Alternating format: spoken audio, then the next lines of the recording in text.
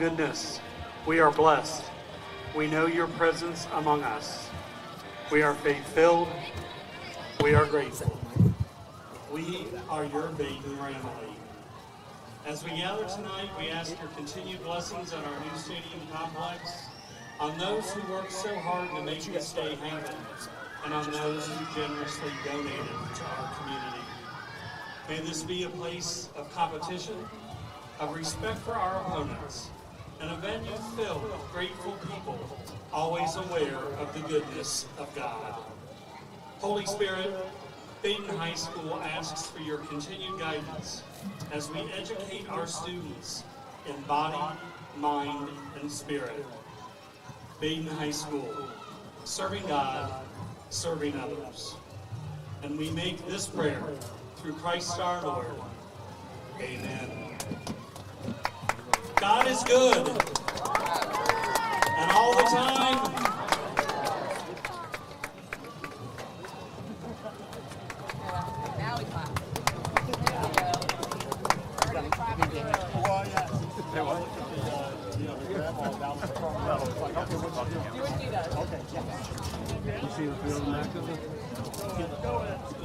I know, it's okay. Me and Dan will have theirs. Oh, can't you see by the dawn's early light what so proudly we hailed at the twilight's last gleaming, whose broad stripes and bright stars through the perilous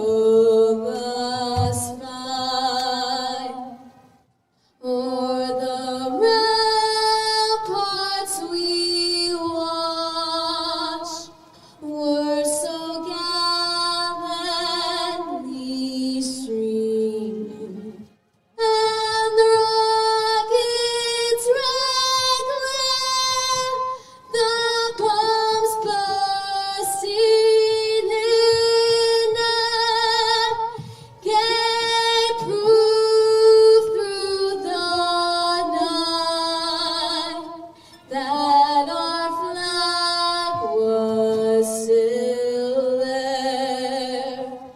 Oh, say does that star-spangled banner yet wave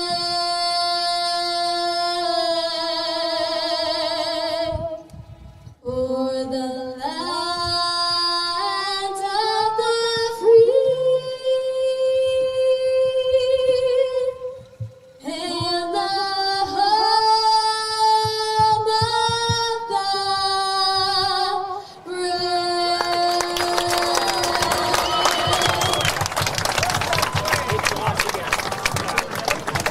Olivia Flatbreaker. Oh, by the way. We're ready for some football on the Matandy SportsPlex. He was the study hall monitor at Edgewood Cougars. I'm not allowed anymore. Scott cut me And so off. he came back from, I guess, being a pro. That's what before that. And so, I did get my air conditioner. I gave him crap all year because I was a football player. And the last day of school, he said, he told Barbara to go get a paddle. I'm like, go get a paddle for what? Yeah, we had a good time. He says, I'm going to get you. I'm like, really, get me? He said, yeah. So there were like 300 people in the study hall. And he hit me 3 times. Oh, it was horrible. He buried me. I loved it. I'm telling you, Matt and them one of those. I want to talk to him and see if he remembers.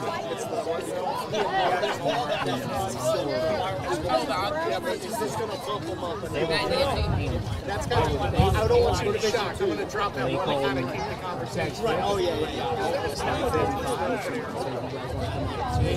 Edgewood Did you see where you pointing out to me? I knew it was money. Great way to make money. It is. It's great. Yeah.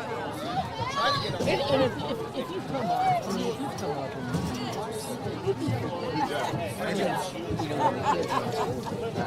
you know who Reeman is?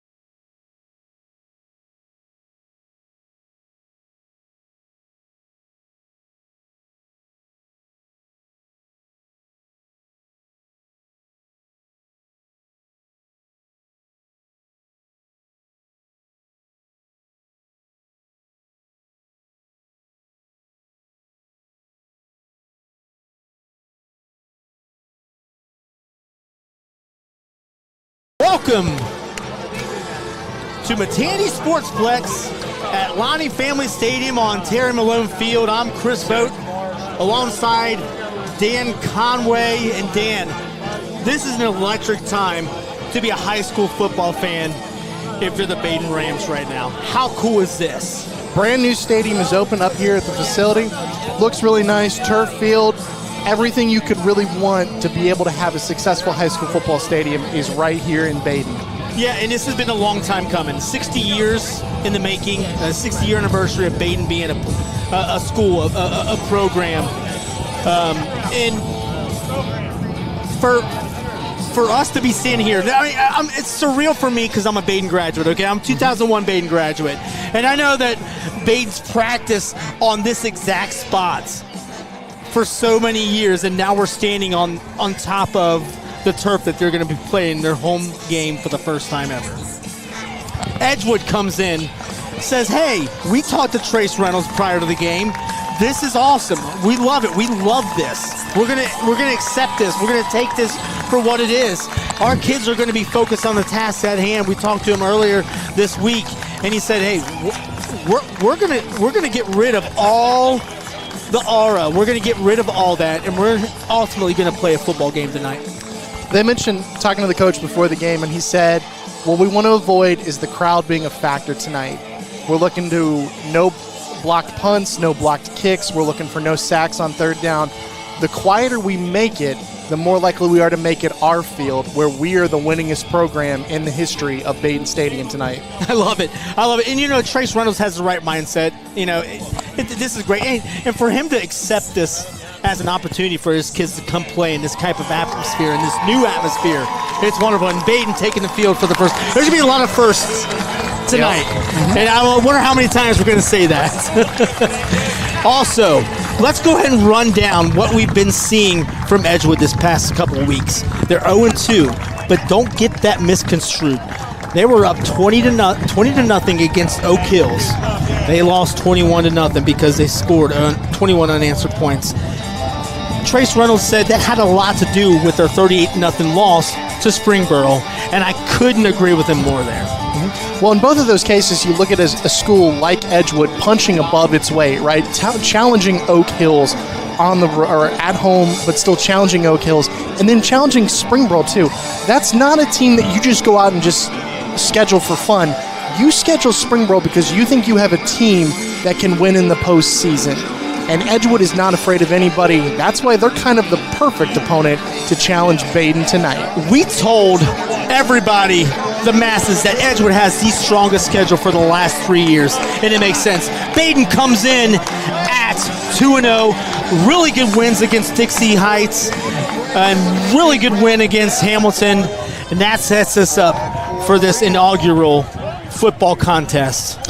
A D3 program beating a D1 program on the road by double digits. That tells you everything you need to know about Badin's program, and that was not a slight against Hamilton. They won last week as well.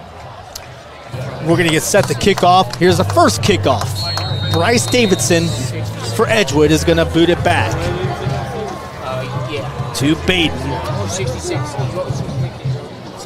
We've got number 19, that's Preston Davenport, returning it. He's to the 15, the 20, and the 25. He's got some room, and he brings it all the way back to the 35-yard line. Not a bad start for Badin. Not a bad start right up there at all. Like you said about the 35-yard line, Badin's going to have some decent field position here. All right, Dan.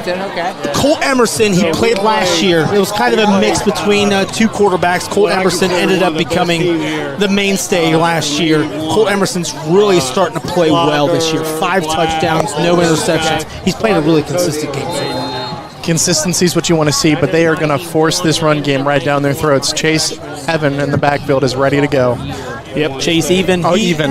No, you're good. He is first time running back there, and here he gets to run 5 right up the middle, 5 yards. The offensive line making up a hole right there. Even's going to hit it, and then he's going to drag some defenders there for about 2 yards. So this is an interesting tidbit here, Dan. Chase Even took 2 handoffs against Hamilton. He took them to the house. How about that for your first 2 runs? Can I get him on my fantasy team? Right. I drafted McCaffrey. It was a mistake. Chase Even to the right of Colt Emerson. Danny Smith. And we had, now he's going to switch to the left. Quick pass over to the right side, and that was intended for number 6, Jordan Kreider. Yeah, Jordan. I just don't think that the pass was there. A little short-armed, and we're going to look at 3rd and 5 here. Well, let's remember, these are high school kids playing in this environment. You can feel the energy level in the stadium. It's higher than normal. You're going to have some nerves. That's all that was. Set him a 3rd and 5 here for Badin on their first possession of their first ever game here at the Matandy SportsPlex at Lanni Family Stadium on Terry Malone Field. It's going to be a mouthful all game. Colton Emerson's going to go ahead and scramble, and then he's going to be short of the first down, probably by a yard. Edgewood doing a wonderful job. I told you their defense is, don't look past their defense. Quinn Parks, it looks like, was the guy who was in there making the tackle. Number 45, sticking his nose in there, making it so Badin is short. It'll be 4th and 2 here, and they're going to have to punt. Ben Sackage coming back for the punt, kind of lining up as if it's a possible fake. It looked a little tush-push there. No, they're going to go for it here, it looks like. Are. No. We got a jump right there. It's on number 57. Number 57 right there, Carter Kanan. He's a junior, and he's going to give Badin a first down. Well, here's the thing. That's why you line up like that, and Badin did exactly what it needed to do, and had to go ahead and extends the drive. So for those of you at home, what happened there, Badin came out and what looked like a tush-push play, and then they moved into a quick kick, and at that point they called for a fake snap, and 57 jumped off. Kanan, it's early, just, possible nerves. Hold up, actually, we are seeing something here. No, it is still 4th down. It looks like Edgewood got a tie, or the refs are actually having a conversation right now. We've got our live stream up from the Hamilton-Lakota West game, and Lakota West is driving in Hamilton territory. We'll keep you up to date with that. That's on our other affiliation that we are streaming with, and that's TV Hamilton. We love the fact that we are teaming up with local media members because we're all here to do the same thing, right? We'll just give publicity and coverage to those who deserve it. Yes. Lakota West coming into that game is going to be 1-1 with a loss to St. X, but they did smoke Mason pretty good last week. Yeah, the 3 touchdowns in a matter of 5 minutes in the fourth quarter. That's how Lakota West won. So we have not gotten a signal yet from the referees, but they are rolling the clock here. So the clock is running, and they're going to mark first down Badin. There was a lot of confusion right there. Looks like the refs are not quite in mid-season form. Maybe they're a little nervous tonight, too. Yeah. First time seeing Lem Grayson in the backfield. Lem Grayson is the leading rusher for Badin, 205 yards with 5 touchdowns. With a fumble, and that's going to be smothered by Edgewood. And you know who that was? That was Kanan right there. If you're going to jump off sides, punch him in the mouth the next play.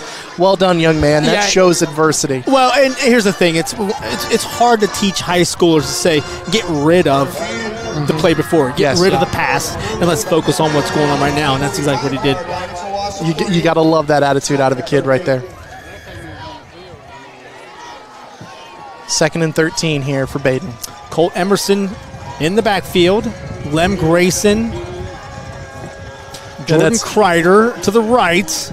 We've got James Brink to the left. He's their mainstay in terms of wide receivers, and that's going to go to Chase right up the middle. He's got all kinds of running room to the left side, and he gets past the 40-yard line, across the 50-yard line, first down. We're going to call that about a 20-yard gain.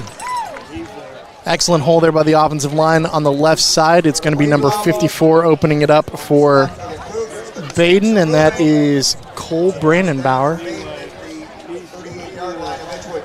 It's wild to think that this drive is continuing because of one miscue from Edgewood, and here we go, a big-time play for Badin. Smothered, we're looking about 2 yards there from even, and it's going to be 2nd down and 8. Tackle made on the play by Travis Burke. He is a senior, 6'3", 235 pounds. Very active so far early in this game in the middle for the Edgewood Cougars. Let's talk about Kyle Frankie and Solomon Rothermel. They are the mainstays on the Edgewood defense, leading the program with 34 tackles combined in 2 games. Quick pass over to the left side, and that's out of the hands. Looked like it was Hudson Hyde. Yeah, Hudson Hyde. So trips right there on the right side for Badin that time. They're trying to spread out this Edgewood defense here. They've had 4 wide receivers every play this possession. And Hudson Hyde was lined up all by himself on the left, and what he did was he went to catch the ball, and then he looked to see where he was at, and then he took his eye off the ball. He was probably sitting there looking at the first down markers before he should have. 3rd down and 8, big play here for the Edgewood defense, and here's Colt Emerson rolling to the right. Pursuit, he throws it out of bounds, and oh no, number 8 throws a vicious hit on Emerson, and we just named him Kyle Frankie, adding the hit, and that's going to be roughing the passer, I believe.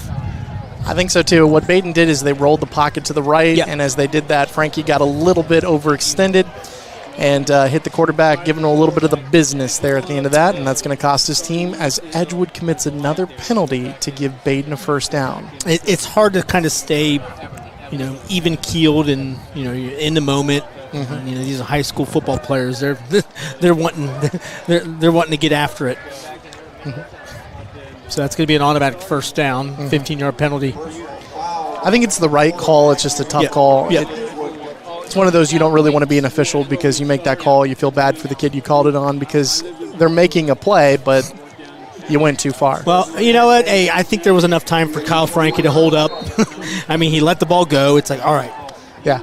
Just hold up. And he was throwing it out of bounds, too. He was. Handoff, Lem Grayson smothered, and a flag on the play. A lot of laundry, though, so far here in the first quarter of the first ever game here at the Matandy SportsPlex. A little bit of pushing and shoving after the play by Evan Price for Badin and Travis Berkey for Edgewood. The two of them need to get their emotions under control, but it looks like it's going to be a penalty on Badin for a hold, backing them up 10 yards. That's a little bit of a relief for Edgewood, considering that they've been on the raw end of some penalties here on this first drive for Badin. We're reaching 8:30 to go here in this first quarter. You can hear the Edgewood crowd chant, "You can't do that." There are a lot of Edgewood kids here tonight. This is not just a Badin sellout. No, but I tell you what, Badin's got a very big section in its field. There's Hudson Hyde, gets the pass from Emerson, and he's going to get close to the line of scrimmage. Pardon me, close to the initial start of this series. And that is going to be 2nd down and 10. That's a great play. I like the quick out. I think Badin's got the right mindset, not get too fancy on their passes. Yeah, Emerson, it's the idea of feeding a kid comfort food, right? If you're not feeling well, you eat some soup, try to make yourself feel better. Emerson struggled. He's had 4 kind of rough throws in there. What do? You give him something easy. What kind of soup, Dan?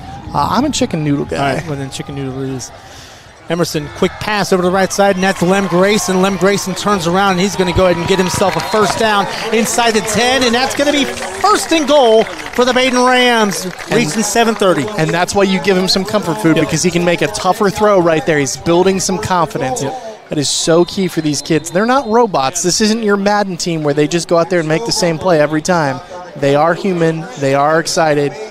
And now they're at 1st and goal. I wouldn't be surprised if you see another 5 and under, but Lem Grayson's going to go ahead and cut it right up the middle, and he's going to get in the end zone. Touchdown, Badin Rams, 7:15 on the clock, and that's your first touchdown in Badin history at Matandy SportsPlex. And it looks like it also just drew a personal foul, excessive celebration right there. And it's okay. On James Brink. Yeah, you're willing to deal with that. Yeah. I think Nick Yordy's not going to get too upset about that. Yeah. Congratulations right there. Lem Grayson, the first points scored here at the new facility, and we're going to have a kicker coming on, which is going to be Gabe Miyahara. Gabe Miyahara. Miyahara. Okay, I apologize, Gabe. Yeah, his mother is a photographer for the Badin High School football team down yonder. Now here taking photos. I'd like to say Matt Votes down here for the Report Ohio. And hey, this is great. We're teaming up. Report Ohio is teaming up with the Badin Sports Network, and this is just a wonderful atmosphere to be a part of right now. Mm-hmm. Now the only problem with Matt taking pictures is he's wearing a really ugly hat tonight. Just saying. Yeah. Why is he wearing that ugly hat? I think. Is it Michigan? Oh, I didn't even know we were allowed to swear on the air like that. I said the M word. That team up north, that's what we call them around here. All right, so it looks like it's going to be an excessive celebration here on Badin after the... No, it's on Edgewood. Oh, so check this out. New Miami got a new sound system, and I got to tell you this. The referee gets mic'd up, and you can hear him over the PA system. New Miami has that, and that is just, like, groundbreaking for the Village. Like, that is so cool. Yeah. Awesome. I love it. As somebody who's played at New Miami's facility, like we went through walking the field and coaches having us walk the field. Why are we doing that? We're looking for broken glass and bottles. Or, want to make sure you know where the divots are in the field. It's true. I mean, I was sitting on the bench. By the way, the kick is up and it's good. 7-0 Badin with the lead. 7:14 left here in the first quarter. Edgewood about to get their first snaps. Let's go ahead and cut to this Lakota West Hamilton game right now. Lakota West is leading 14-0 in the first quarter. Water's wet. The Titanic is sunk. I mean, when you play Lakota West, you're going to just get run over. There's something right now about the Firebirds, and Tom Bolden has those boys cooking. Yeah, I'll tell you what. Lakota West, they've got... all right, look, Hamilton's always a little gritty. You never know what you're going to get with Hamilton. True. But you always know what you're going to get with Lakota West. Yes. And that's one of those things. Well, and Lakota West is, if anybody's going to challenge for a state championship from the GMC, it's going to be Lakota West. Although Lakota East might give them a run this year. Just saying. So back to receive here for the Edgewood Cougars is going to be number 15 and number 28. That's Ryan Weber and Roman Smith. Number 5, Brody O'Banion. I'm sorry. 5 and 15 look the same. I promise. I just got a pair of new glasses. They came to the house today. That actually did happen. So did you go to Lens Crafters or Pearl Vision? Which one is it? I went to Walmart Center. Oh, so I'm not going to Walmart Center then. Okay, all right. Carter Breedlove is the mainstay and the leader of the Edgewood offense. He's 5 of 22, 1 touchdown, 1 interception. So right. what's going on here on the field is Badin just had the kick move back 15 yards because of the personal foul excessive celebration. It was on Badin. The ref just pointed to the wrong side. Oh, there we go. That makes earlier. sense now. That makes sense. Ben Sakic going to Sekash. Ben Sekash is going to kick this off, and it's going to go out of bounds.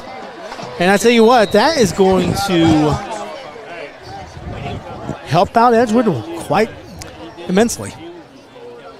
This is the kind of stuff that's going to going put the ball to 40 or 35. This is going to be the kind of stuff that keeps them in the game, right? You give up a long touchdown drive early in the game. What happens? You kick the ball out of bounds. Now Edgewood's got some momentum here that was just stolen. He had a selfish play on the PAT or on the touchdown, and then now you have a ball kicked out of bounds. They're almost to midfield, and they haven't done anything yet. Yeah, I feel for high school coaches in terms of getting high school kids under control and not too amped up, and you understand that this is a team effort, not your effort, so whatever you do is going to affect the team. I go back to the Florida-Georgia game when Tebow was at Florida, and Georgia's coach, Mark Richt, looked at the team after after the first touchdown, I want a personal foul celebration penalty. And at that stage, the entire Georgia team, they score, the entire team runs on the field, starts celebrating, and it's like, it's called the Gator Stomp game because it gave Georgia the momentum. Now that's a pretty interesting, I guess, form of momentum, if you call it. that was one I'm never going to forget. Edgewood ball here at midfield. Carter Breedlove takes it himself with the pistol read option, and he's going to get himself about 3 yards, a hard-earned 3 yards. Big boy football right there for Edgewood. What do you want to do when you wrestle a silverback gorilla? You want to punch him right in the nose, and that's what they just did on that run. Yeah, I think it's one of those things too. I think Trace Reynolds, who is a former quarterback for the Edgewood Cougars, he likes to throw the ball. Mm-hmm. But what is Edgewood known for? They're known for that wing T, baby. Ball control, yeah. So we're in the pistol. Yeah, they are known for fundamentals and running the football. Quick pass over to the left side, and that is number 11, J.J. Vogel. And he's wrapped up by Cooper Clay. Cooper Clay saved a touchdown on that because if he breaks that tackle, which was really a good spot, Edgewood calling a great game right there. If that tackle's broke, it's a 7-6 game right now. I like that call from Edgewood. Quick pass, don't want to do anything fancy. You're going to set yourself up for 3rd and 3. If I'm Edgewood, maybe get 1 or 2 yards here, and you're going for it. Yes. We're not punting. Oh, no, you wouldn't. Yeah, no need to punt right here. To the right of Breedlove is Brody O'Banion. In motion, Kyle Frankie. Fake handoff, and there goes Breedlove. Breedlove doesn't know what to do. He's going to get sacked. And, not a bad sack. I will say this. Yeah. Only lost a yard there. So 4th and 4 could be manageable. All right. He did go backwards. Oh, you go for it right here. You go for it right here. You're not going to punt the football 4th and 5 at the 45-yard line. But you know what? I'm not Edgewood's coach. Here comes Brendan Breedlove, the senior punter. Saw him warm up before the game. This kid has a cannon attached to his right foot. I don't know how. I've not seen a ball punted like that. I've seen Ohio State in person. I've seen UC. This kid's got a leg that rivals Mike Nugent. So you've got some hang time here. We're going to see it. Oh, no, it's a fake. It's a fake. What a play. What a play call. And Kyle Frankie's off to the races. He might take this to the house. All the way down to the 5-yard line. What a wonderful call. Perfectly orchestrated fake punt for Edgewood. Jackson Turner, the sophomore playing special teams, brings him down at the 5-yard line for Badin. It's going to be 1st and goal here for Edgewood off of the brilliantly executed fake punt. You build the punter up, we don't even get to see him. I'm telling you what, that was probably the perfectly executed fake punt I've ever seen. It was pretty. It was Hole pretty. was there. I think Badin did not expect that at all, and that's why it worked so well. Yeah. Wonderful call. And it looks like Edgewood is getting out its beef. It wants to run the football right here and send a message. We're not scared of you. You need to fear us just as much. Carter Breedlove, low snap. He's going to take it himself. That's a good call. And he's going to get in. That's a touchdown, Edgewood. It is, but there is a flag on the play. It looks like it's going to be – there's a hold on Edgewood. Edgewood touchdown.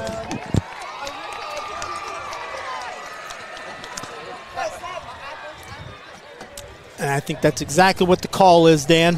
It's going to be a hold on the left guard there, Kyle Teeters. He's a senior.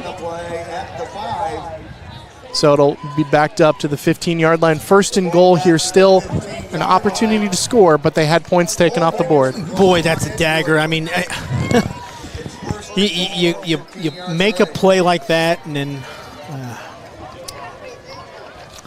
it happens to the best of us. Yep, but hey, at least it's first down, so you still have an opportunity to get in there. Mm-hmm. Carter Breedlove.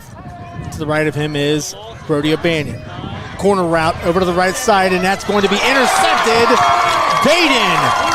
Is that number 12? Is that Cooper Clay? I believe it is Cooper Clay. Cooper Clay. Perfect defense on that. And what a wild transition of events there for this contest. Really nice defensive play there by Cooper Clay. He had a good throw. Breedlove put a lot of air under the ball, and it came down to the Badin kid versus the Edgewood kid, and the Badin kid won. First and 10 at the 20-yard line here for the Rams. We're looking at 4:22 to go in this first quarter. I'm Chris Vogt alongside Dan Conway, and that's going to be even up the middle. Immediately crunched by number 9 on Edgewood, and that's Carter Breedlove. I'm pretty sure that's the quarterback. So it is. He's let pretty me just upset. say it like this. If you make me throw an interception, I want to take your head off. I'm going to hit you. There's a couple flags there, so refs saw more than one thing or the same thing. Just like when you play NCAA 26. Shoot, what we got here? Face mask is the call. Face mask. Ref might want to get some glasses here. I didn't see that, and I didn't see anything close to that. I saw. That's all right. All right. Face mask. It's going to be Badin football out of the 38-yard line with the automatic first down and the gift from the referees right there. Approaching 4 minutes to go in this first quarter. Colt Emerson with even to the left of him. Quick toss over to number 6, and that's Jordan Kreider. And a little bit of pushing and shoving here as you kind of had a late hit. Yep. Okay, these refs are out of control. Yep, Yordi is pissed because guess what? He's telling his player to stop it. That was number 78. Number 78 is Andrew Lipp. He is a 6'5", 265-pound senior. What happened there, for those of you who are at home, number 28 from Edgewood came in and kind of had a little bit of a late hit, sending a message, trying to establish some momentum for the Cougars. And the Badin kid came over and said, no, you're not going to hit our receiver like that. Yep. And the ref said, well, no, we're going to call a personal foul here. Like we said, Coach Yordi is pretty hot, and he is still screaming at the kid. Would not like to hear what Yordi was saying there. That might be the most pissed off I've seen Yordi ever. And here's the thing. He's not mad at the refs. He's not mad at the Edgewood kid. He's mad at his own offensive lineman. You have to have restraint. Yep. Second and it looks like 19. Second and 20. They just updated it. Second and 20. Yeah, Dirk Q. Allen on the PA. Quick pass over to the left side to Lem Grayson, and wonderfully defended by the Edgewood Cougar front. Edgewood's coming out right now. They're running a 4-3 defense, but the defensive line has a lot of speed on it. They got out there, and it's only a 2-yard gain for a 3rd and 18 coming up for Badin. Update from Virgil Swarm Stadium, 21-0 Lakota West over Hamilton. Arby Crouch and company going to have to adjust. They also might want to pay the referees. There's no way they're winning that matchup right now. Shoo. Big time. The Tom Bolden train. It just keeps running. 3 minutes here to go in the first quarter. Quick handoff to Chase Even. Chase Even gets across around the 40-yard line of Badin, and that brings up, we're going to look at 4th and about 8, and here comes the punting unit. And we're not going to want to, there he is, Yordi. Yordi, ooh, yeah. Whew. Holy Moses. You know, you like to see that a little bit. You gotta let kids get coached, and then the offensive line coach coming over, and they're talking over there, like we said, big number 78, Andrew Lipp. And what a punt right here. Get out of the way and call Peter, boys. Woo! That's going to be dropped inside the 20 down to the 14-yard line, and that's where Edgewood is going to get their second possession of this ball game. But you got to feel good if you're Edgewood. You got the stop. Yep. You prove you can play with these guys. You move down. You threw an interception in the end zone. Throw a punch here. You're in this game. You got to earn it here. Well, hey, if you're Edgewood, hey, just line up in fake punt formation all game long. This isn't Madden. It doesn't work like that. Or Tecmo Super Bowl. Well, you can't fake punt in Tecmo Bowl, so never mind. Yeah. I love NCAA 26. You know, we can talk video games like that all day, but let's go 2nd and 15 here. The Badin guys are encouraging me. We're not going to continue talking college. Right. Although the Buckeyes are going to win tomorrow. 2 wide receivers to the right, a tight end in the backfield, handoff for Edgewood, busting it off to the right side. He's got a hole. And that's Brody O'Bannon. He's going to reach the 23-yard line, and that's going to be 2nd down, and I'd say maybe, let's say, 2. Good run right there to start, and Brody with a nice cut in the hole. I want to say hey to our producer, Luke Jensen. He's going to probably grab a mic here in a bit, and he's going to join us. He said, we're having too much fun. I want to join. That's what Luke Jensen said.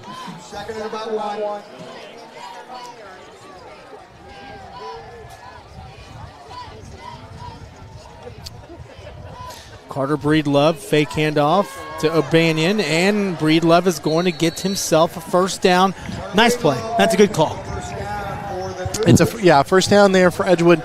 And what that was is it was a pass play, but then Breedlove saw that there was nothing there and just immediately took off. Really smart kid. That's what you got to love when you have a junior quarterback who has seen some experience. This kid knows what he's doing. We'll go ahead and go around Butler and Warren County with some updates after we hit the next minute and 29 seconds of this first quarter, of this first quarter at the Matandy SportsPlex. 1st and 10, lined up at the 29-yard line is Edgewood. Carter Breedlove. Handoff inside. I think it's Miller Fall grabbing that. I'll tell you this. A little plunge. You got to make a little bit of a punt here. That kid did not fall down lightly. He was dragging 3 Badin kids with him. Yeah, he's a big boy. He's a handful. He is. He's a good kid too. Talked to him multiple times. 5'10", 200 pounds with legs that move. That's what you dream about when you're a running backs coach. Yeah, especially when you're in the run-heavy Edgewood offense. Breedlove, pistol formation. Man in motion to the left. Quick pass over to the left side, and that's going to be caught by J.J. Vogel. He makes sure he corralled it in there. Mm-hmm. Smart route right there. The kid turns around, sees the ball, catches it, and you're moving the ball here. It's going to be 3rd and about 4. These short third downs, that's how you win road games. And the other thing is this Badin crowd, a little quiet right now. It's feels a little nervous. On the mic, we've got Luke Jensen. Jensen, thanks for hanging out with us, man. Thanks for running this program. It's fun not having just me running everything. It's nice having some commentary to help out. Makes it a little bit easier. Yeah, we're going to hit the end of the first quarter. A nice, timely entry there for Jensen. So let's go ahead and go around the counties. Butler and Warren. Goshen leads Waynesville 13-0. Talawanda leads Eaton 7-0. Franklin and Fenwick are 7-7 in the second quarter. Madison looking for their first win, 8-7 over Blanchester in the second. Right here at Matandy SportsPlex is 7-0 Badin over Edgewood. 21-0 That is not the correct score on our feed. It is 21-0 Lakota West over Hamilton. Nothing from Mason Lakota East. Nothing from Fairfield Coleraine. And we've got nothing all the way through to Kings and Loveland. Kings is leading Loveland 14-0. What about, does it have the Lebanon score? Yeah, I'm going to get the Lebanon score. Let's see on the bottom here. Anderson 22-0 over Little Miami. Ooh, Nate Mahan trying to get something going there for his former program that he coached. Ross 14-7 over Northwest. Carlisle 20 in the Bethel Bees 6. What we got on that Lebanon game? I got to figure out what's going on there. Stand and be recognized. Thank you for your generosity. 60 years in the making. The future is now. So 3rd down and 3 here for Edgewood. They've got two wide receivers to the right and a man in motion off to the right as well. It's going to be a run in the middle. Breedlove, he's got the first down. Mine. I took my. Breedlove was brought down on the play there by Badin's number 43, Jackson Turner, sophomore linebacker. He's a good-looking linebacker right there in the middle of the defense. Hey, Edgewood continuing the drive here. Good call on that 3rd down, and you're seeing new life at the 43-yard line of Edgewood as we just started the second quarter. 7-0 Badin. If you're just tuned in, I'm Chris Vogt alongside Dan Conway and our producer, Luke Jensen. Drop it back to passes Breedlove. He's going to scramble. That's what Breedlove's been doing pretty well today. And he's got another first down. Yes. Runs out of bounds, picks up the first down right there. You're seeing Badin get pressure, but Breedlove, with a lot of awareness, steps up in the pocket, goes outside, realizes where the first down marker is, and gets it. Well-coached kid. So Breedlove came in partially through last season, and then you saw a different style of Edgewood offense, and that's what that kid does. That kid makes plays. Really good IQ to lead this Edgewood offense. And the stats may not look, they're not going to explode out of your, off your stat sheet, but he's going to lead an offense like Edgewood. Quick pass again, and that's knocked down. It was batted down on the play by Badin's front line up there. It looks like it was number 9. Number 9. Yep. That's going to be Emmett Sackenheim. Oh, I'm sure I'm related to him somehow. Yeah. Nice play there, Emmett. It's going to bring up 2nd and 10. The refs are stopping the game here for a second. Looks like we have an equipment malfunction. They're going to... Time needs to stop. 2nd and 10.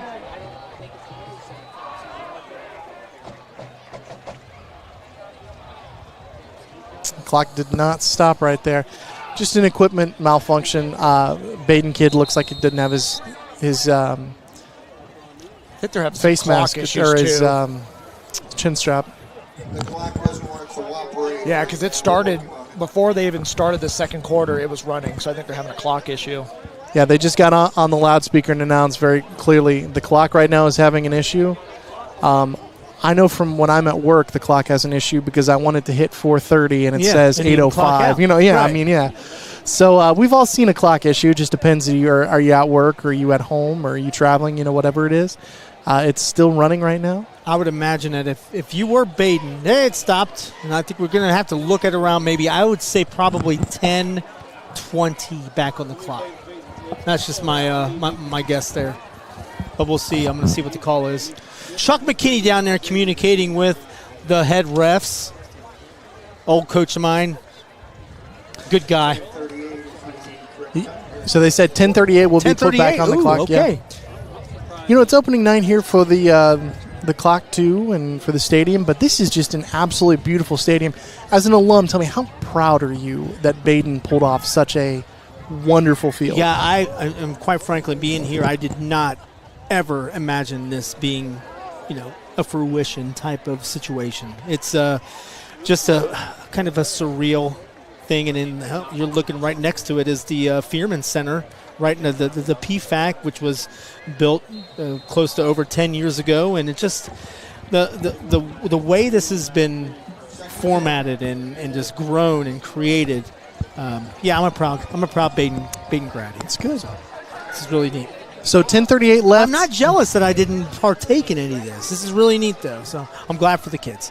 Breedlove, yeah, with the scramble up the middle, and he's going to go ahead and get wrapped down, but not before he gets about 5 yards, Dan. Yeah. Tackle right there in the middle of the field, and then a little bit of chippiness again. You're seeing some bad blood, it feels like, between these two teams. This is the third time I've mentioned pushing after the play, a shove, something. Refs need to continue to get out the personal fouls if the boys want to continue acting that way. A lot of people don't know, but this is a long-standing rivalry. Dates back for years, and Trace Reynolds knows that too. He said, look, we love this. We want to play this. Now, we'd like to see other local programs also play this game against Badin. Maybe a team from Edgewood's conference. And down goes Breedlove. And that was a sack there by number 44, Logan Carwish. And Alex Pate had a little bit to do with that as well. Yeah, just simply they brought more guys than Edgewood had to block, and you know what? Sometimes that happens.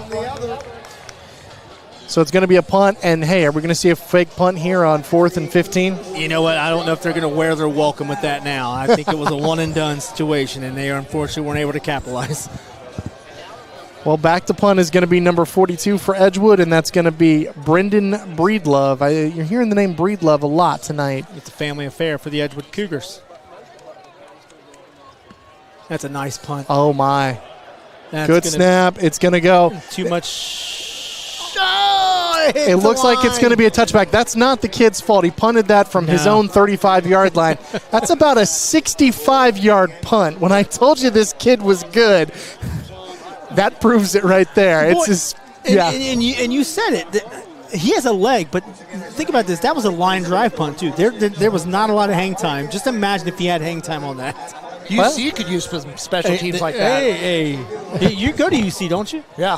Well, UC needs a lot of things. I think a new football coach would be pretty good, too. But that's just my opinion. Well, it's his second year, right? It is hard to replace Fickle, and you lose all those coaches and stuff like that. I mean, he is hard to beat. I saw Luke Fickle live last week playing against Miami. Even up the middle, he gets about 2 yards. We're reaching under 9 minutes to go in the second quarter. Badin 7, Edgewood nothing. This is kind of what I expected. A little bit of grind out, slugfest, a little chippy. If it wasn't chippy, I'd be worried, right? You know what I mean? Like, I like a little chippiness, a little controlled chippiness. Controlled chippiness is good. I'm having my eyes still on 78. You got a nice little chewing out. Let's see what he does here. Oh, my goodness. That's picked off right in the hands of number 20, Miller Fall. Miller Fall with the interception. Just a simple pass play, drop back. Kid goes in. Miller Fall reads it as the ball is just a little bit off, and it's going to be Edgewood football at the 27-yard line of Badin territory. Yeah, I'm telling you what, I don't know if that was kind of a route run issue or just the mere fact that he just threw it right to him. So from what I could see, his foot, he stepped into it and just threw it straight down. Oh, he's got a replay over there. Okay. There was 2 Badin people right next to him. He just jumped the route. I think it's just an inaccurate football too. But hey, regardless, it's first down. Let's see what Breedlove can do. He's got a little spunk to him. He's got a little bit of that. I'm going to pull the upset tonight. I'm liking the way Edgewood's come out. Badin sort of had the momentum coming in, obviously being 2-0 and Edgewood 0-2. Handoff up the middle to O'Bannon. O'Bannon's got a lot of room to run, and that's a really good tackle by number 6, Jordan Kreider. The junior, 6'2", saved a touchdown right there. O'Bannon had the hole, and he hit it. That hole is opened up by the Edgewood offensive line, number 55, Beeman, and number 57, Kanan, it looked like. I'm sorry, number 77, and we don't have a 77 on our playbook. O'Bannon to the back right of high snap. Breedlove going to pick it up and pick up a couple yards here. I like the call. Yeah. And you know what that was? It was 2nd and 1. We're going to pick up the first down. Yeah. Now we have it looks like they stuffed them there, so it's going to be 3rd and inches here. Tush push. Sticks start moving. They're staying there. Let me just say this. What do you think, Luke? Tush push here? Yeah, probably. And they're close. I thought they had it that time. There's a little bit of Hell's Bells going in the background here. This crowd's ready for this. Hey, I'll tell you what. mad props to the PA for it being the first night here. They're doing everything right. Yes, they are. Breedlove is going to take it himself. And he's got the first down. Not by much, but he's got the first down. He was met in the hole right there by a couple of Badin kids. Number 43, Jackson Turner, the sophomore. That's the second time I've called his name, greeting him not very nicely. Now the sticks are moving. There it is. So it takes it down to the 16-yard line. Edgewood kind of can work with the playbook right here. I think you got enough room to do whatever you want to do. They haven't been really throwing the ball deep on their first couple possessions. So, well, the one deep throw was the interception. Right. So they may not want to try to do that again. So this is where you control the ball, get some points here, build some confidence, and make Badin pay for the pick. Breedlove with O'Bannon to the left of him. Breedlove's going to have to scramble, which is what he's been doing all day. There we go. Finds a wide open Kyle Frankie, and Kyle Frankie gets knocked on his butt, but not until a first down. It's going to be first to goal inside the 5. Badin bringing the blitz. Breedlove reads it, goes to the left, has a really good.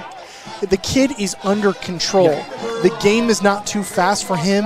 He is playing extremely well. First and goal at the 4-yard line. Yeah, and I tell you what, I think that pressure that Badin brought left Frankie open in the flats, and that's exactly what happened.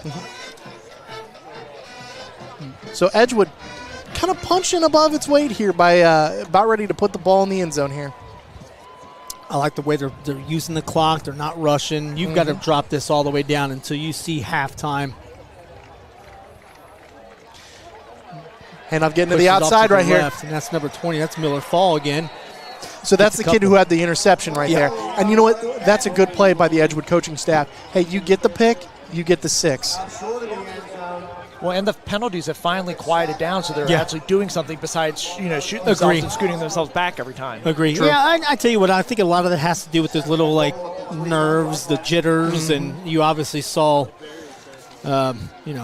big-time hiccup on Andrew Lipp with the personal foul, and don't want to harp on that too much, but that's just what this game's all about right now. We saw that plenty of week 1 with Hamilton.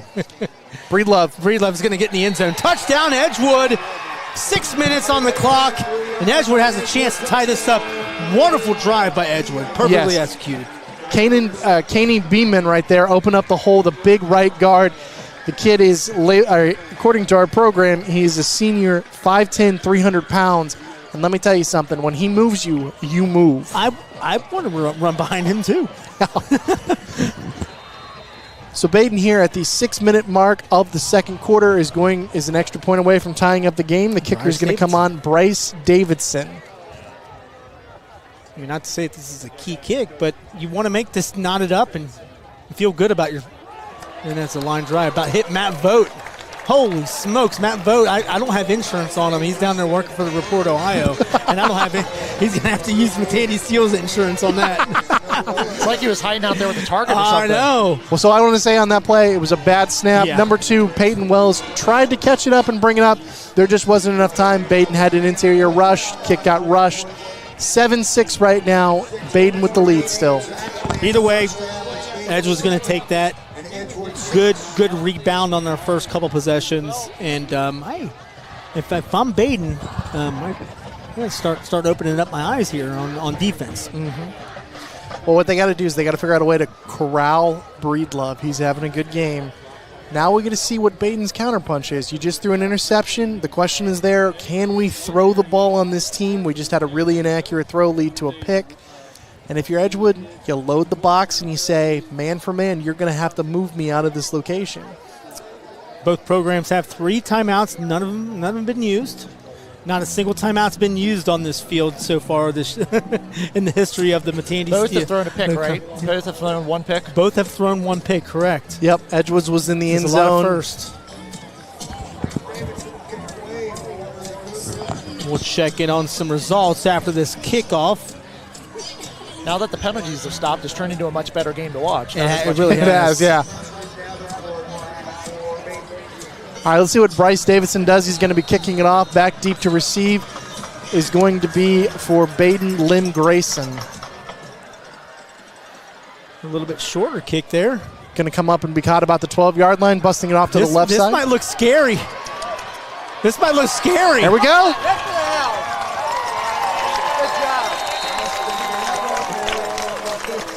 Davenport with a heck of a run. That was nicely done, nicely blocked by the special teams return unit for the Badin Rams. And now Badin short field. Baden's going to start at the 45-yard line of Edgewood, so they're 45 yards away for a touchdown.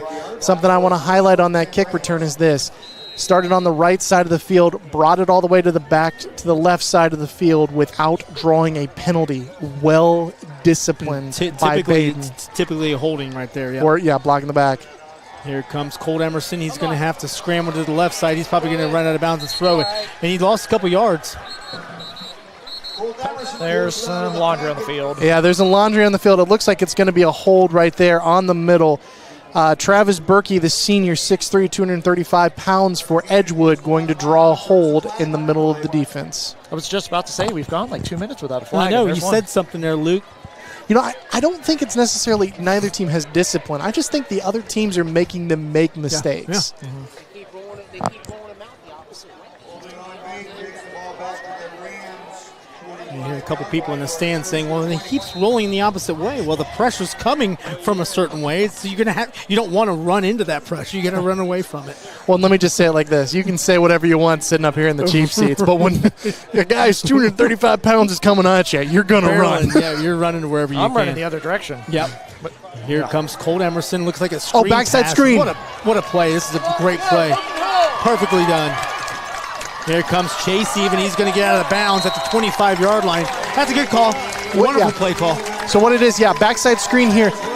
Quarterback runs off to the right, looks back, throws the screen back to the left side. They let the defensive line through. Yep. That is an overcommitted front from Edgewood, and Badin running a screen play over the top and around it. It cost them big yards right there. Badin is down to the 25-yard line. I tell you what, running a screen play like that is so hard to execute. You've got to really, really work hard and well to make sure that thing's going to execute. And Badin did it perfectly. Handoff up the middle to even running hard, but he's met with a brick wall of Edgewood Cougars. You could feel that one up here, and you know who that is right there? Who is that? That's Breedlove, but the other one, Mason Breedlove, or no, that is Kyle Frankie. That's Frankie. I'm sorry. Number 8 and number 9 are the same, it looks like, from up here. Hey, either way, I think both of them, you're going to call their name regardless a lot. Yeah, it just looked painful, I'll say it like that. So we're reaching under 5 minutes to go here in this first half. I'm Chris Vogt alongside Dan Conway and our producer, Luke Jensen. You're watching the Report Ohio. Deep shot right here. That was a shot over to James Brink. He's the main guy that Badin looks to.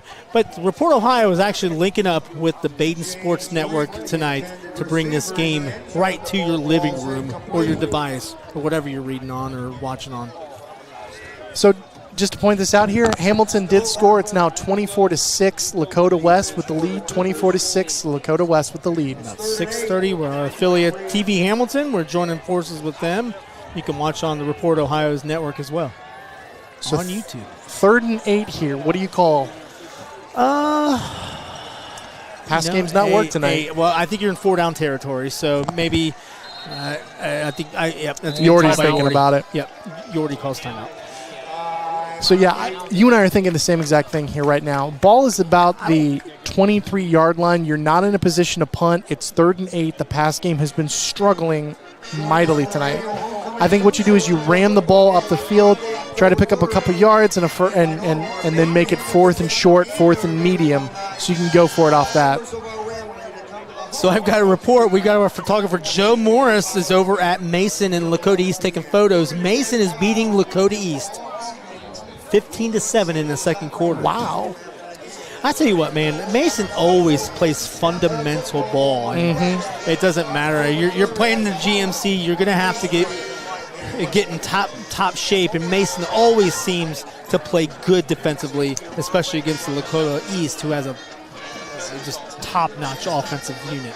So the thing with Mason is they are the team that does not beat themselves. Yeah. They don't have a lot of dumb penalties. They don't get punts blocked. They don't turn it over. They're just a smart football team. 3rd and 8 here. 4:44 left to go here in this first half at the Matandy SportsPlex. Colt Emerson rolling out to his right. He's going to find wide open in the middle. Is that Brink? Brink's going to, no, that's not Brink. That's Rocco Milazzo. There's Brink. That's Jordan Kreider. Whoever it is, touchdown, the first passing touchdown for. Hard to see the creases in the jersey. That's Jordan Kreider, wide open. He kind of just folded right in the middle there and just sat there, and kind of like a zone defense from Edgewood. Yeah, Edgewood left him wide open in the middle of the field. You see quarterback moving to his right and throwing the ball back across the field. It's like, no. Yes, touchdown was how that happened right there. It's one of those things Tom Brady always loved doing it, extending your plays, and then your players help you out when they're out in those routes. All right, how do you pronounce the kicker's name here? That's Mayahara. Mayahara, the extra point is good. So Badin here going to extend the lead to 14-6. Converts replacement. Jordan Kreider, a 23-yard touchdown pass to Colt Emerson. So it looked like Badin might have found something there with the passing game. I mean, it's one play, but it gets you in the end zone here. Yeah, I think Badin, and here's the scary part. I know Badin is a second-half team, too. So whatever's going to be talked about in that locker room could be different in the second half here. It could. With Badin having that 14-6 lead, as we're winding down, 4:36 left to go, we're going to see if Edgewood can do the same thing as Badin, because Edgewood, unfortunately, has not been that second-half type of team this year. No. But Edgewood also has scored. They broke the 6 quarters without a score thing, or it got to 7, but they did get a point or some points here. Yep. They have some confidence. They know they can play with these guys. They just have to continue to make plays in the game as it progresses.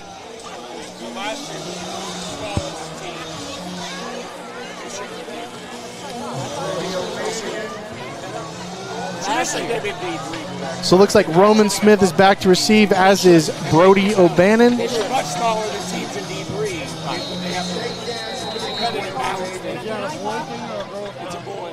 It's competitive balance. And you're going to offside. I think it's offside or legal. So it's going to be offside here on Badin. They blew it dead. It would have been a touchback otherwise.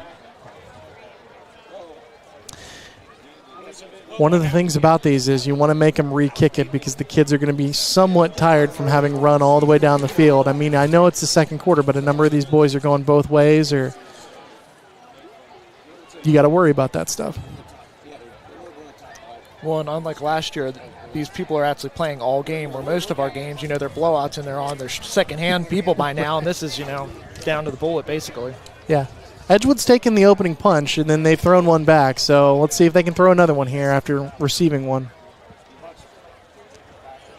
I think if they didn't have so many penalties against them in the beginning, it would be a much different game. Yeah, the opening possession, like you're talking about with the penalties, they had not one but 2 first downs given to Badin off of penalties. Yeah. I mean, that's the kind of stuff you can't do if you're going to pull an upset on the road. One was a 15-yarder, too. Yes. That's going to put the ball back to the 35. Well, Sakic put this ball in the end zone. Sekic. Saycash. I'm just going to call him by his first name. Ben. Ben with the boot. You guys are actually handling it better than Hamilton's people did. They butchered it. Well, but here's the thing. This is a 15-yard penalty. I know it was it cost them 5 yards originally. Kickoff goes out of bounds. The first one went into the end zone. That would have been Edgewood ball at the 20-yard line. Now it's going to be Edgewood ball at the 35-yard line. It's a 15-yard difference there, isn't it, there, Dan? Yeah, and with 4:36 left in the game, you can be more aggressive because you only have to go 65 yards as opposed to going 80 yards. Don't forget, you got 3 timeouts, too, if you're Edgewood. Mm-hmm. And I like the moxie that this Breedlove kid has. I want to see him quarterback this team a little bit here. Yeah, Dan, when we were watching them last year, I think we had the Edgewood-Ross game. And, Edgewood, the way Breedlove came in that game and sort of just manufactured drives against Ross. And, you got Ross and Edgewood, they're cornbread big boys in the line. They are. It's a trench game with those two programs. So it's going to be at the 40-yard line here. So that was a 20-yard penalty right there by Badin. Breedlove, O'Bannon to the right of him. Breedlove looking to a pass across the 50-yard line, and that was that Landon Ballard? Landon Ballard. Ball was dropped. It Yeah. was right on his hands. Kid caught it and then got hit by a kid from Badin. That's just good defense right there. Hey, he put it there too. I mean, it was just defended enough for him to not get his hands on it. Well, he had his hands on it, just couldn't corral it in.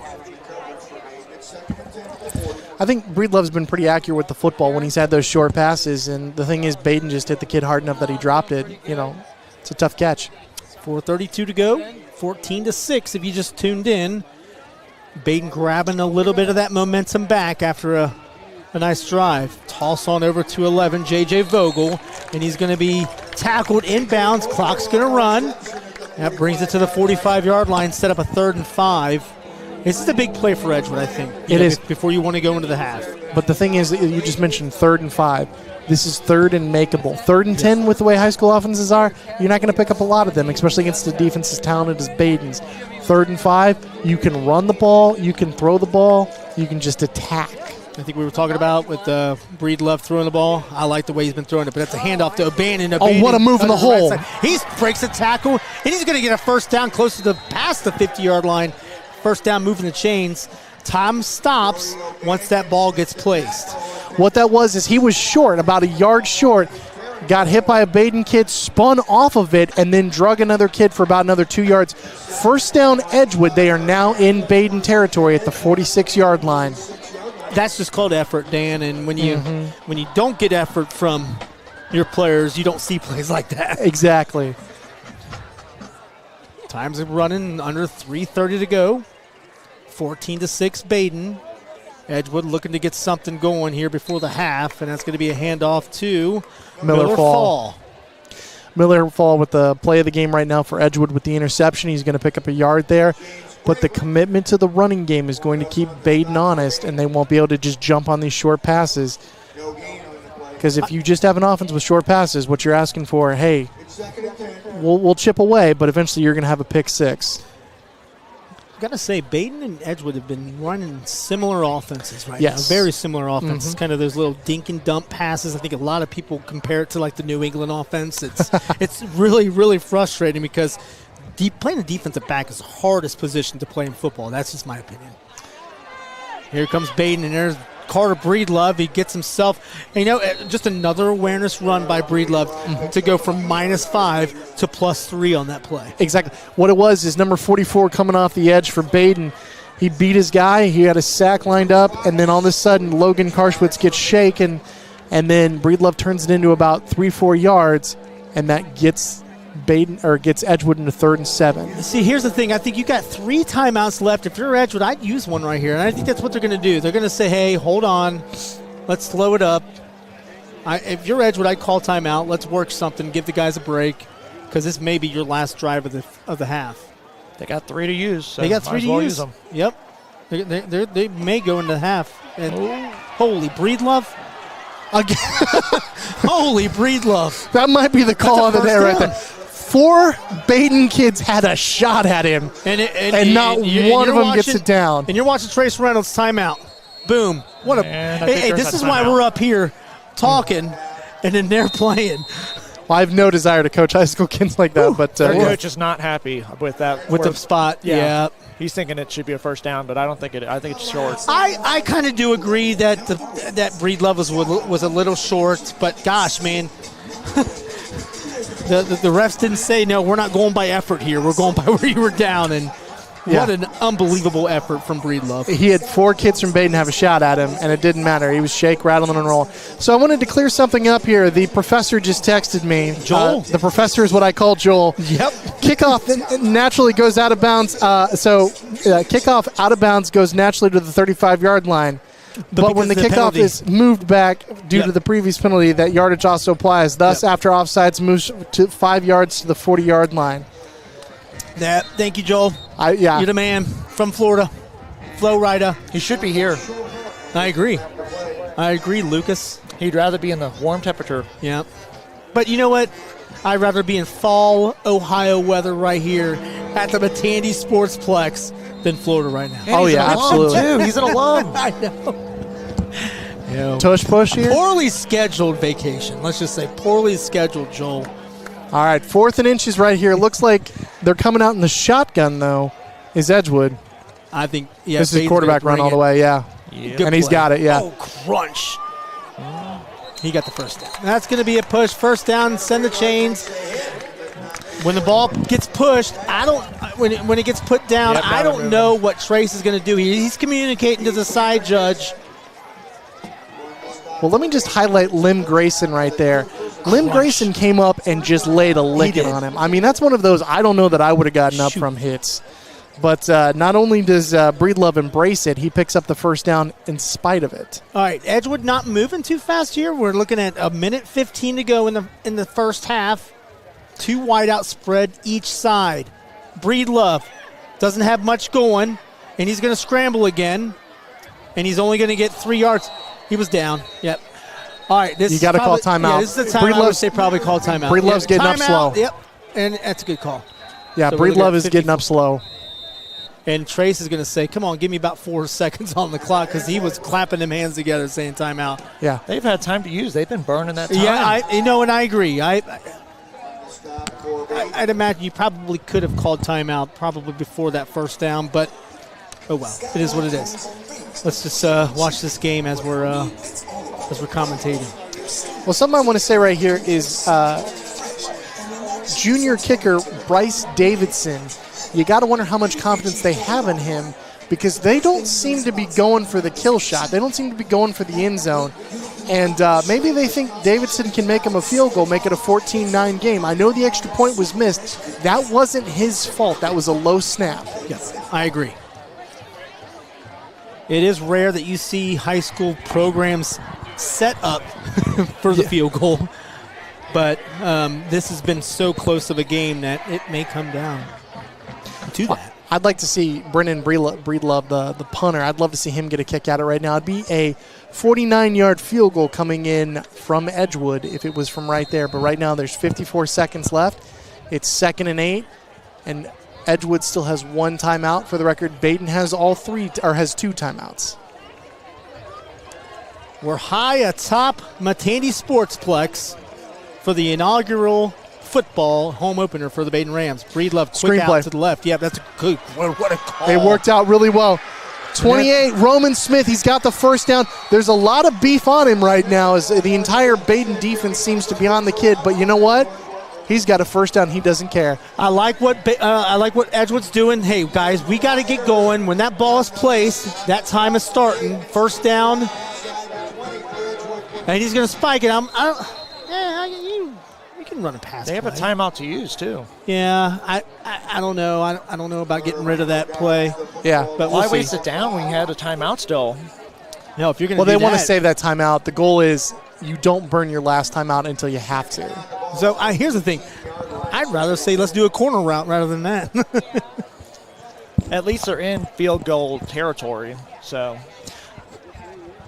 I mean, for high school, would you say that's? I would say that's doable. Yeah, it's a 35-yarder right here. That's doable. But the thing is, it's a left hash, and you got to remember the sideline or the hash marks are wider here at this level, so it's harder to make a kick from the left side. Breedlove in the pistol with O'Banion behind him. Breedlove's going to roll to the right. Yeah, that's holding on number 77. Nothing's going to be called here. Oh, what a catch. Oh, you feel so bad. What a catch right there down the sideline by Peyton Wells. He was out of bounds anyway, and that's going to be holding on number 77. We do not have that on our list. So 31 seconds left here. It's going to be 2nd and 20, and it's going to be a 45-yard field goal if Edgewood does not pick up any more yardage. We've had a lot of penalties this game. Yeah. With our other affiliate TV provider, it is Lakota West 31, Hamilton 6 on TV Hamilton and the Report Ohio's network.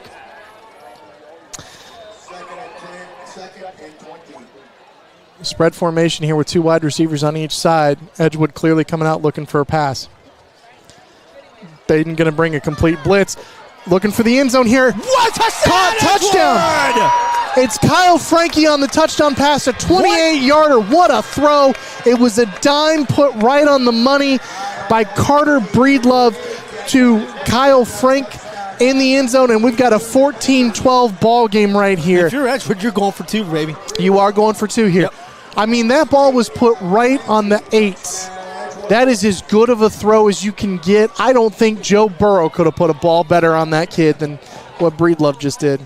2 defenders from Edgewood or from Badin were right there, one behind, one in front, and you just nailed it on the head. Right there, placed it perfectly.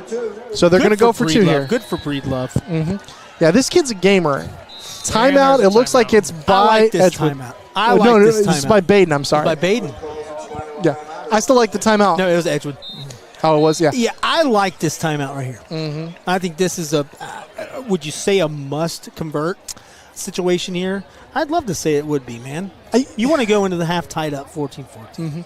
And what that would do is that would give a lot of confidence. When your football team is 0-2, taking on a 2-0 team, playing in front of a sold-out facility, brand new stadium, I thought Edgewood was going to come in and just get run over like like an ant having a quarrel with a boot. But not only has Edgewood fought back, they are a 2-point conversion away from a tie football game going into the half. The longer this game goes and it's close, the more likely Edgewood is to be able to get that killer last shot in. I like that. And Breedlove is playing a really good brand of football right now. I didn't see the Edgewood Oak Hills game, but this reminds me of a lot of like that. Probably just the mere fact that, it's close, one, and mistakes may play its toll into whoever's going to win this. Breedlove's moving around. He's got to find something. And that's intercepted. He's going to probably need. All right, okay. Breedlove just trying to make something happen. We're not going to fault him for that. Didn't really have a lot going on. So, hey, 14-12, back to, it was already a one-possession game, but Edgewood making their offense look like it's seasoned against a good Badin defense, too. Badin hangs their hat on defense. Well, and like we just talked about, you lose 38-0 to Springboro the week before, and now you're going back on the road. This is an impressive performance. You're seeing a lot of character out of Edgewood's team. Yeah, I don't. It's so wild that playing factors, the atmosphere, the situation, what's at stake. Yeah, you say what's at stake in week 3. Yeah, everything should be at stake every week for your program. But this is just something different here. Like, this is Badin's home opener on their new field. A longtime rival coming into your building, your atmosphere, and Edgewood wants to make sure that they're going to look good while we're here. Well, and the thing is this: if you're an Edgewood kid playing in this game, outside thing right here, outside noise, but you would spend the rest of your life saying, "We broke your stadium opening night." There it is. I mean, hey, you go to work with a guy on Monday. Hey, Badin kid, guess what? I don't care that you won the game last night. We won the game, the first game there. Onside kick here by Edgewood. It looks like it's Squibb instead. Never mind. Like 22 seconds left. Ball at the 34-yard line. It was recovered by number 3 for Badin. Number 3 is Declan Brown. He is a senior making a play. Unfortunately, Declan Brown is not playing right now. He tore his ACL. Oh. But, so, number 3 could be somebody from JV maybe coming out. I don't know. But I know that, unfortunately, Declan Brown, he tore his ACL in week 1 against Hamilton. I assume that's him right there, limping. There it is, yep. Yeah. My bad, Declan. Do you take a shot here if you're Badin? When you got no timeouts. Oh, no, you got 2 timeouts. I don't know. I think we're going to run the clock out. Here comes Evan right here. Yeah. He's going to get tackled at about the 38-yard or 36-yard line. So it looks like Badin's content to go into the half with the lead. They get the ball to start the second half. You got to feel good about that.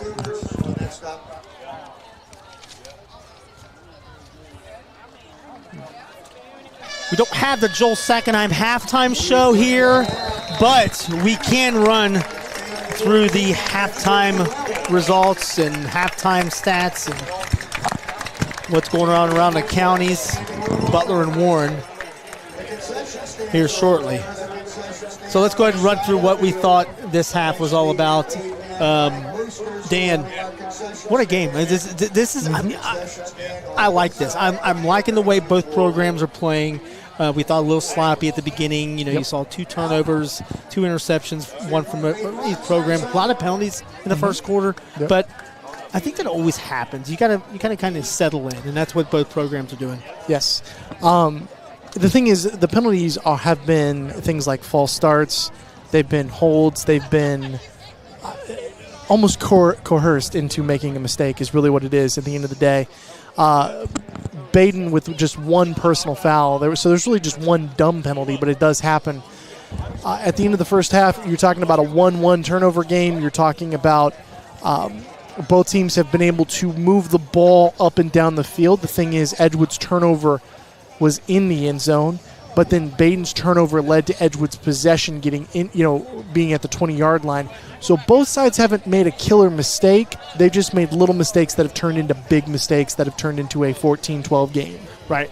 Like we were saying before, Badin's a second-half program. We're going to see what Edgewood's all about.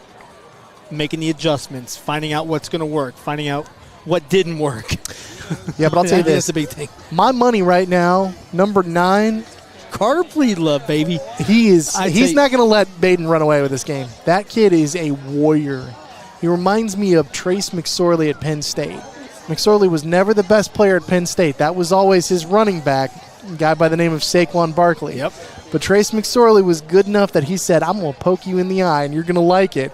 And he's the last Penn State quarterback to beat the Buckeyes. And I know that you can say, hey, well, Carter Breedlove, he was a junior last year. No, he's a junior this year. He's a junior, so he was a sophomore last year running the Edgewood offense, okay?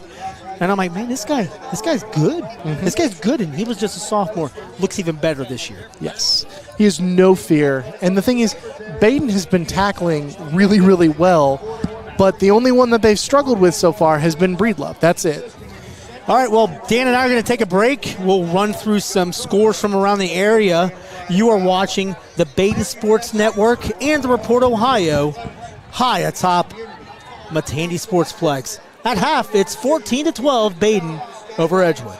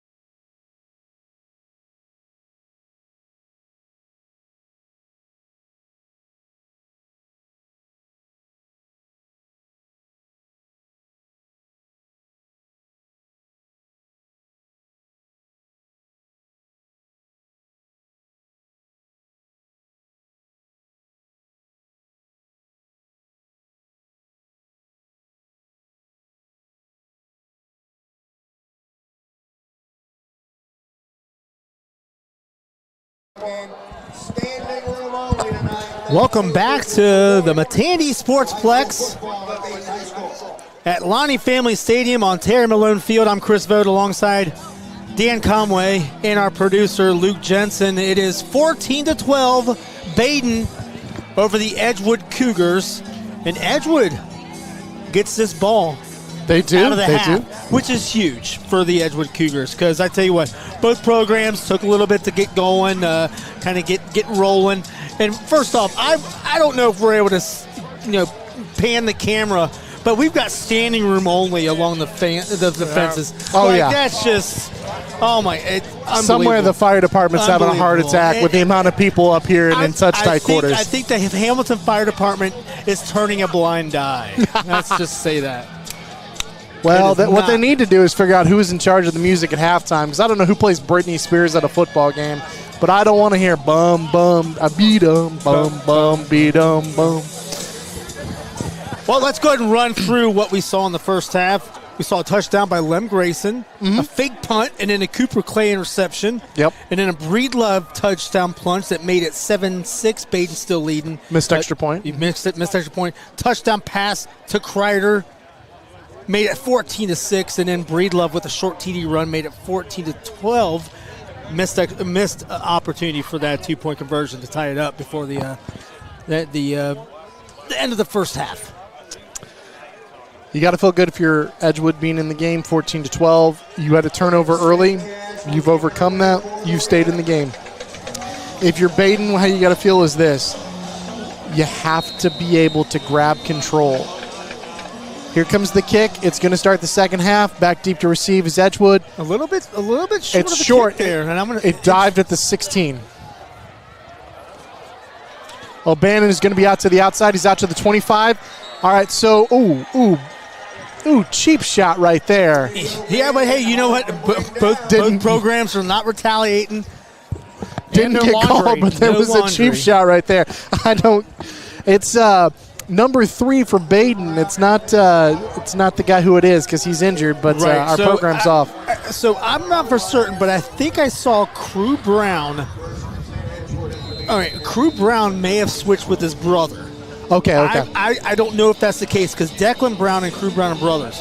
I think Declan Brown gave him his jersey, and he is now wearing Gotcha. Crew's Well, jersey. whoever it is, it was a cheap shot. You got a He's 5 the, minute. he's the one in the crutches, so I think that's Crew Brown's jersey. Cut back up the middle by O'Bannon. He's going to pick up about 4 or 5 yards there on first down and bring up 2nd and 6. Badin coming out with a defensive change up front. They're having 5 D linemen as they're trying to keep Breedlove in the pocket. However, there's laundry on the field.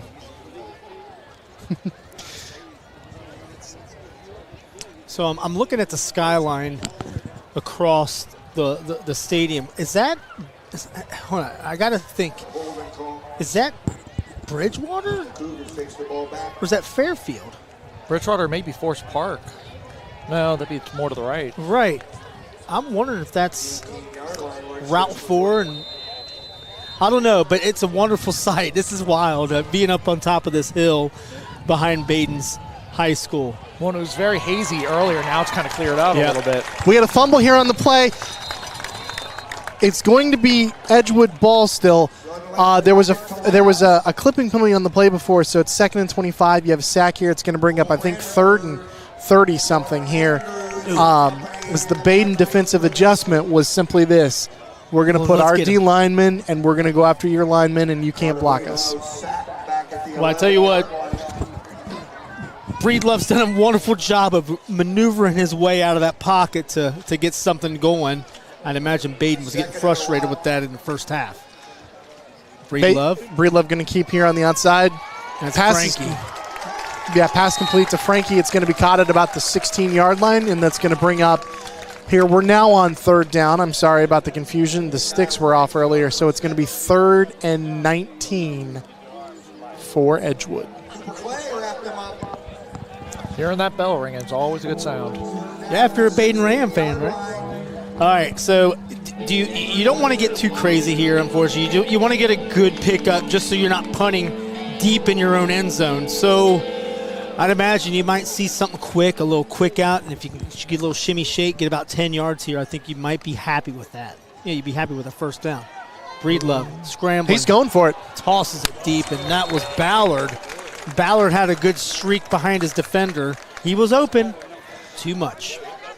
You had some good coverage out there also by the Badin defensive back there. Number 6, the Sixes were battling each other, and Jordan Kreider was able to keep him at bay. That's going to bring in a punt here. But the thing was, you had an open receiver who was going down the field, and on the second deep shot of the game, Edgewood put a little fright there into the Badin. Brandon Breedlove will kick it away.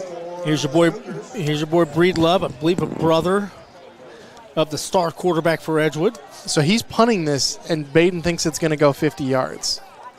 They're coming after it. Barely got it off. Punt fielded at about the 40, going out. Okay, so about the 37-yard line is where Badin's going to take over. Is the Edgewood 37-yard line? Preston Davenport gives him an opportunity to get Badin going in the second half, and it's going to be Badin on their first possession of the third quarter. So Colton Emerson's last pass of the first half was a touchdown. I think he only completed one other ball. He's got to stay more calm and more disciplined in the pocket. If he does that, I think Badin can throw the football here. Edgewood's proven that they can stick up the run. You have to throw the ball to win this game if you're Badin. Hand off to Lem Grayson. Didn't see much Lem Grayson in the first half. I would imagine because these kids are playing both ways. Yes. Lem Grayson about an 8-yard gain. Big gain on the first play of this drive for Badin. And you saw it. Badin had a tight end in there. All first half they were running 2 wides on each side or trips on one side or the other. 4 wide receivers. That time they brought in more muscle. The offense or the halftime adjustments outman them up front. Again, there's a tight end and a fullback this time on the field. And they went that side right there. Emerson hands off to Lem Grayson. First down to the 20-yard line. Fresh set of downs for the Badin Rams as we're approaching under 10 minutes to go in the third quarter. 14 to 12, Badin.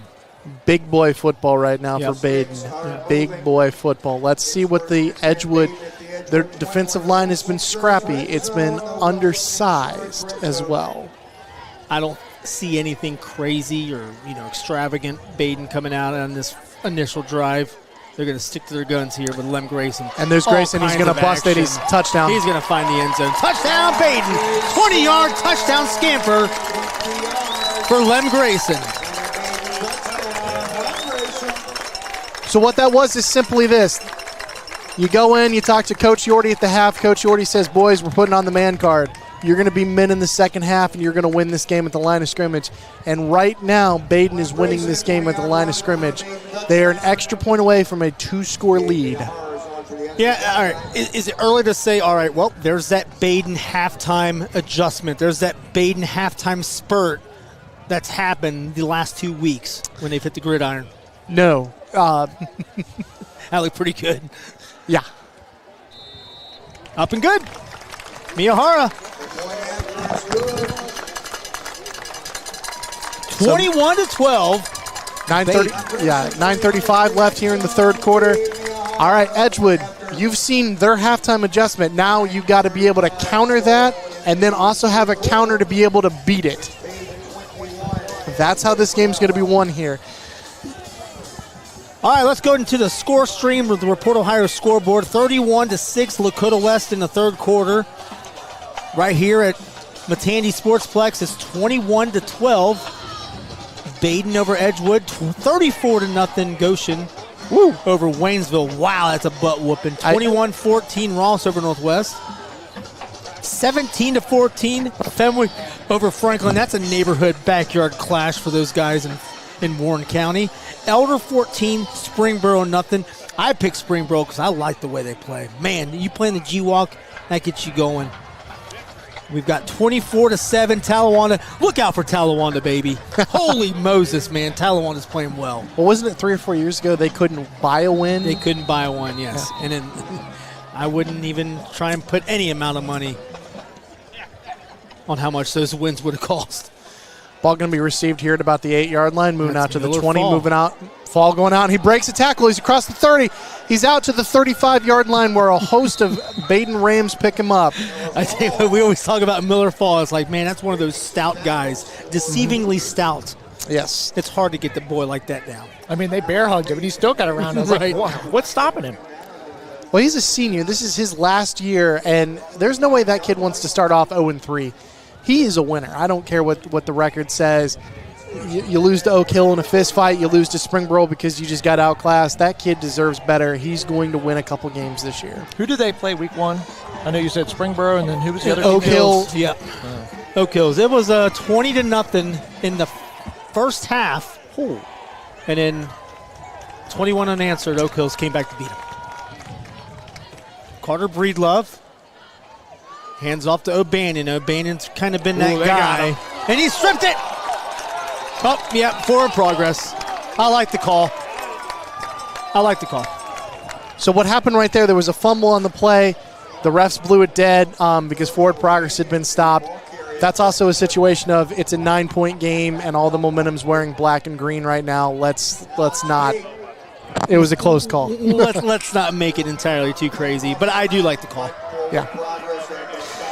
Edgewood next week is taking on Bishop Fenwick, so schedule is lightening up a little bit here for the Cougs. Fenwick won last week. They're beating their neighborhood rival. Fenwick's coming here this year, so we'll get to play them here. Right, and we got that game. Big catch right there by number 6. We're doing it with you guys. Number 8, Kyle if Frank. Joel's actually back from Florida. He will be back. He better be. I don't know. He might retire down there. Just saying.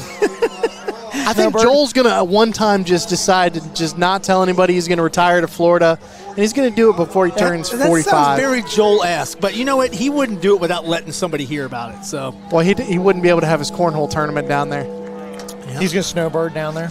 Yep. Snowbird. He's snowbird at 3rd and 3 here. 30-year-old snowbird. Whew. Big time play for Edgewood. High snap. O'Bannon Nothing stuff. going. Edgewood. And you know who that is right there? That's number 33, Trent Owens. Trent Owens is a senior linebacker, one of the captains, one of the superstars of this Badin defense. Trent Owens. Hadn't really called his name a lot, but when you do call his name, it's on a play like that when a third and you got to stop Edgewood, and he did. Here comes the punting unit for the Edgewood Cougars. Now, if you're Edgewood here, I want to point this out. Coach was thinking about actually going for it right there. It would have been hard for Trace Reynolds to be able to come up with the stomach to go for it here on the 41-yard line. But Edgewood's going to play conservative. 7:20 left. They're going to punt the ball here on 4th and 4 at their own 41. I like this. You know what? You don't want this. Fake it, Frank again. And he's got it. He's got it. Holy Moses, Kyle Frankie. He got the ball again, didn't he? He did. That's the second fake punt. It worked exactly as the first one did. The first one went down to 1st and goal. Kyle Frank, you don't want to hit him in the hole. Senior, 6'2", 220 pounds, coming downhill. He picks up 5 when they needed 4. This is wild. I've never seen so many fakes. It's only like me and Madden. Yeah. You punt the ball in Madden? Fake it. What a gutsy performance there. Yeah, gutsy call. 46-yard line, 1st and 10. New life for the Edgewood Cougars via fake punt. Carter Breedlove doesn't know what's going on. He just overthrows number 8, and that's Kyle Frankie. Hey, when in doubt, give it to Kyle Frankie. Exactly. So Breedlove right there pumped once, pumped twice. It wasn't open. He tried, and then he threw the ball where only his guy was going to get it, or it was going to be incomplete. That time it was incomplete. An intelligent play by a junior to have the awareness. In one of the rare plays that we saw Carter Breedlove not roll out of the pocket. He was hanging in there wanting to see if something developed. 2nd and 10 here. 6:36 to go in this third quarter. Moving relatively on the fast side. Again, a 5-man front for Badin up front. Something you didn't see much in the last quarter. Carter Breedlove, 3 yards, and then stopped in his tracks. Herder Rams got him that time. Yep. And again, it's 33 right in the middle of the captain. And that's Trent Owens. So that is clearly the Badin counterpunch right now. 5 D linemen, and what they're doing is it's how the Browns used to defend Mike Vick, right? The defensive line doesn't actually rush him. They're just trying to contain him. reaching 6. This quarter is going fast. It is. Hanging on a 9-point lead over Butler County rival Edgewood. Breedlove dropping back, gets past his defender and short arms it just in front of number 11, and that is J.J. Vogel. 4th down and 8. All right. Are they faking it to Frank again? You only get one. You only get one. It's like one. You get one fake punt a series. I think this is a little too long to do a fake. Yeah. But they've also done it twice, so maybe. Yeah. I've never seen this many fake punts in a game. You never see it.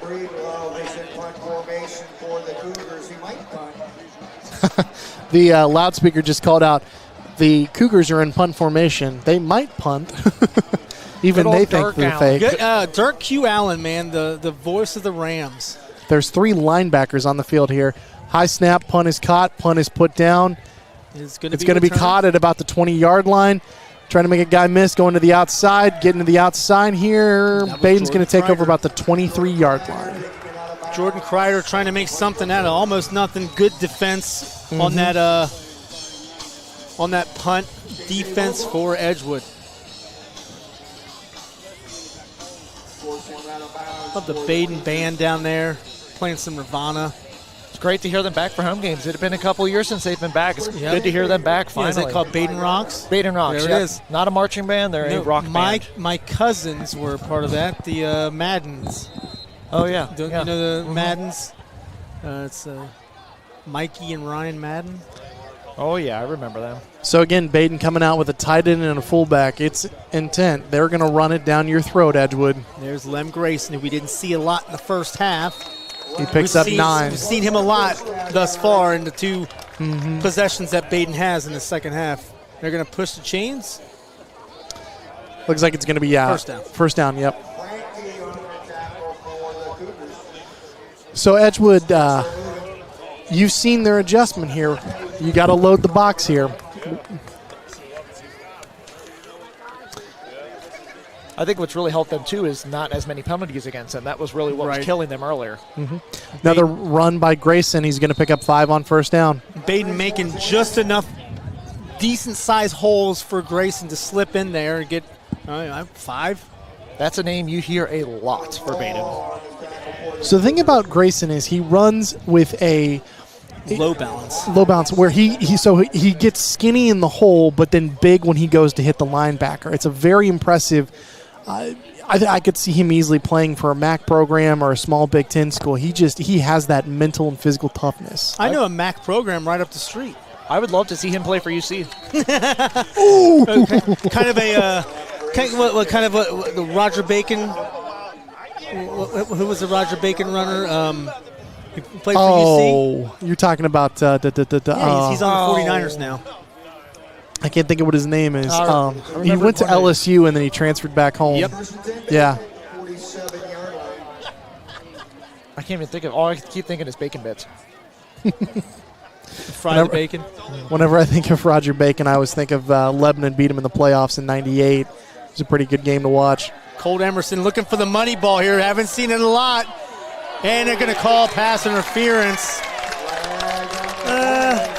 That's just a bad call. You know what? Let's see that replay. Ryan Weber's going to get blamed here for pass interference.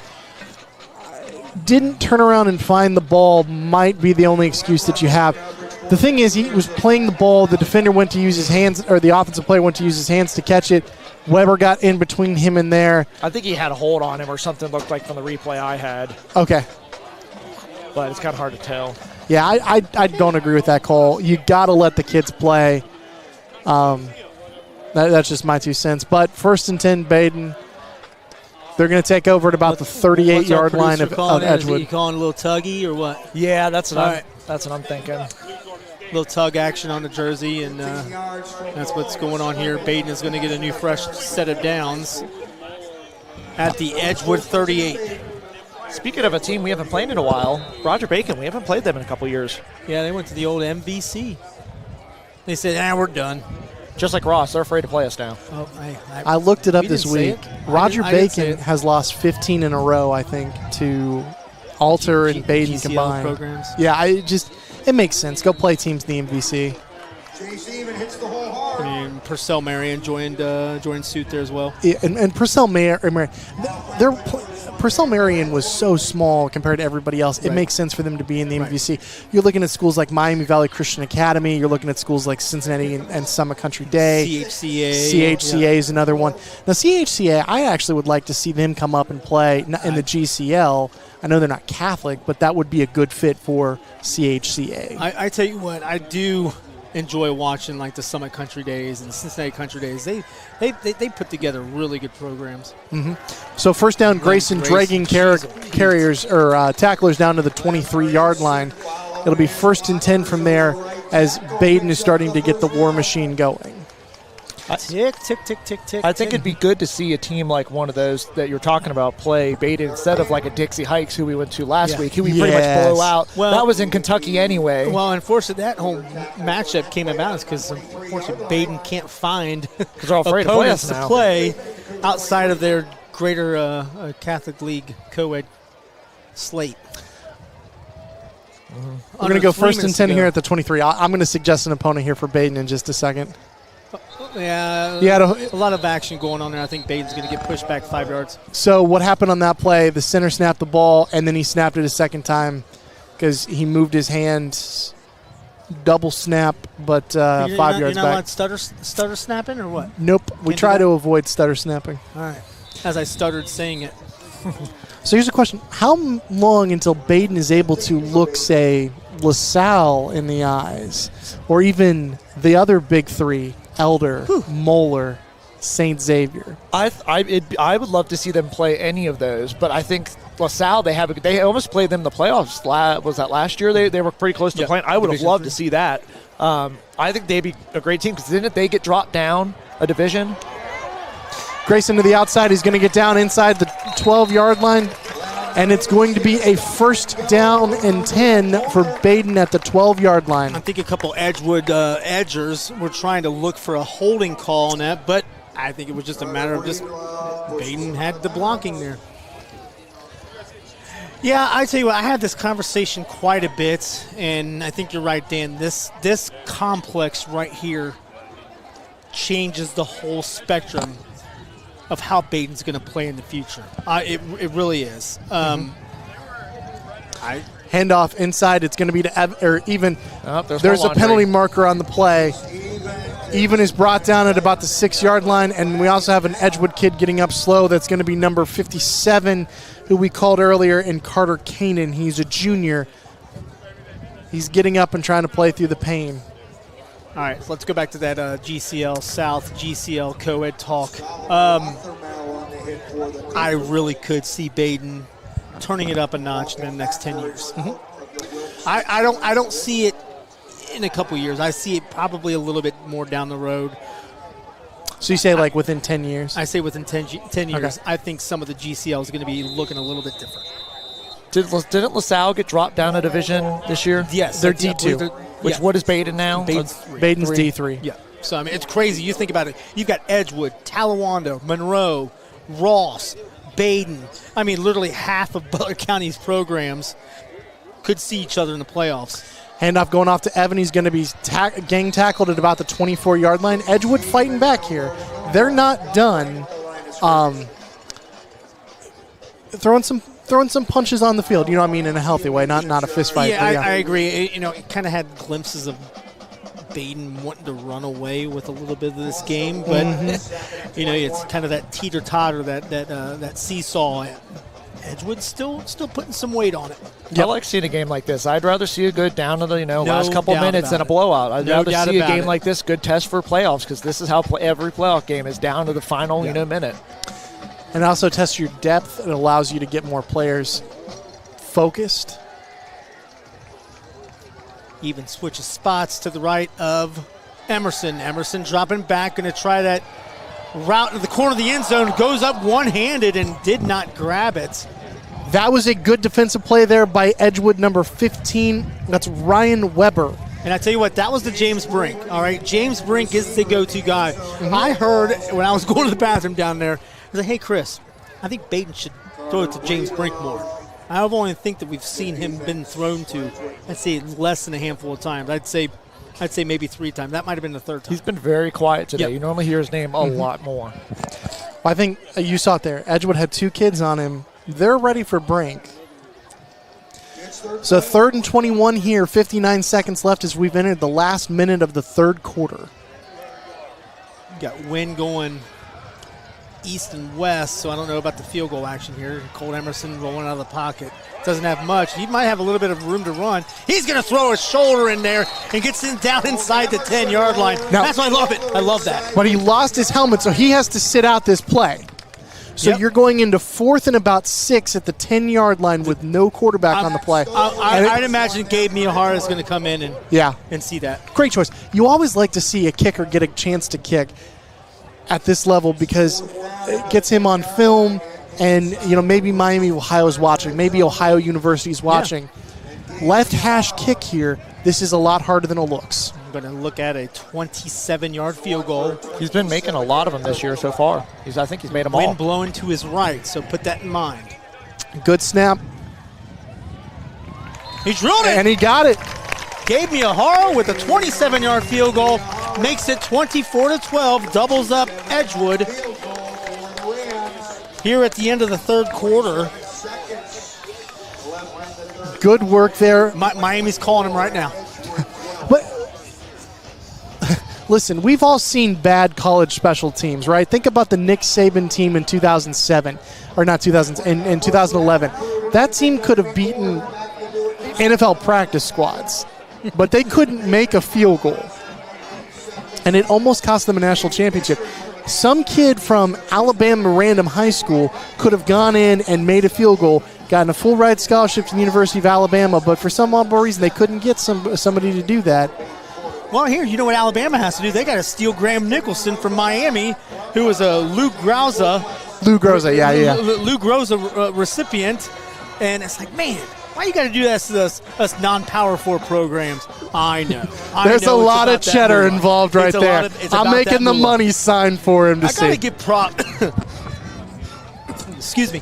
I got to give props because I keep an eye on a lot of non-Power 4 links and accounts on Twitter. I saw Clemson didn't take anybody from a non-Power 4 program from the transfer portal. Isn't that cool? Good for Clemson. It is. That's kind of Zero. Dabo Swinney's style, though. He doesn't recruit very much from the transfer portal. Edgewood taking it out here. They got a hole off to the right side, or off to the left or right side. They're going to be out to about the 33-yard line. So first down, big return right there. Roman Smith. Mm-hmm.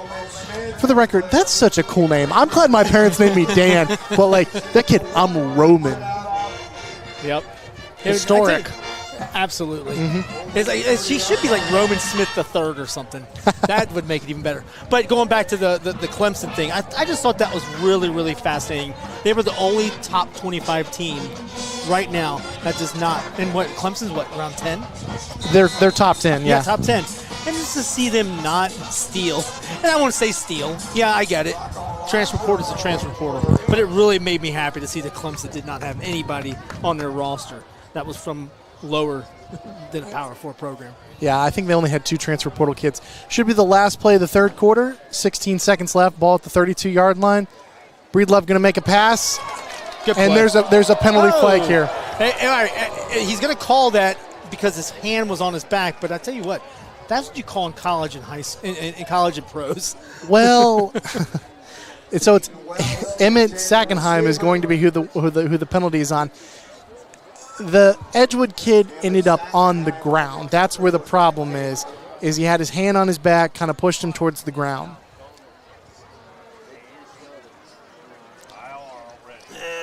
All right. It did when he went over him. It did make him look like he was falling. Mm-hmm. So I don't know. So when I played baseball in high school, I was a catcher, and coach told me this. He said, if you as the catcher ever have to move your body, it's automatically a ball. Yeah. That's one of those. I agree with that. That was an automatic ball. I agree with that. Yeah. So you also do have to give the refs, the doubt. They are human. They're also watching it live. They don't have the replay like we do, so they don't have NFL replays and stuff like that. They can't go to the booth. Approaching the last 13 seconds of this quarter, There's Breedlove that slant again. route again, and that goes J.J. Vogel. J.J. Vogel is going to get him some, about 20-yard gain across the 40-yard line in business. As we start the fourth quarter, it's going to be Edgewood football in Badin territory. They are not going away. I wouldn't expect him to.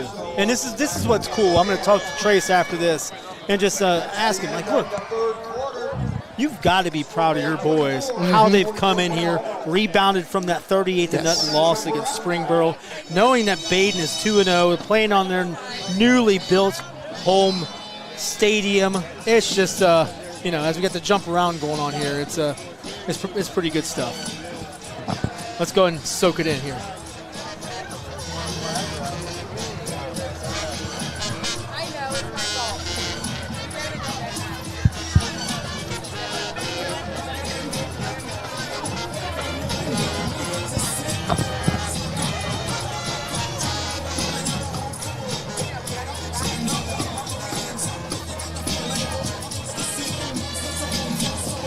That quarter went by very fast. I was surprised how fast it went. That is a media man stream right there. Fast quarters, baby.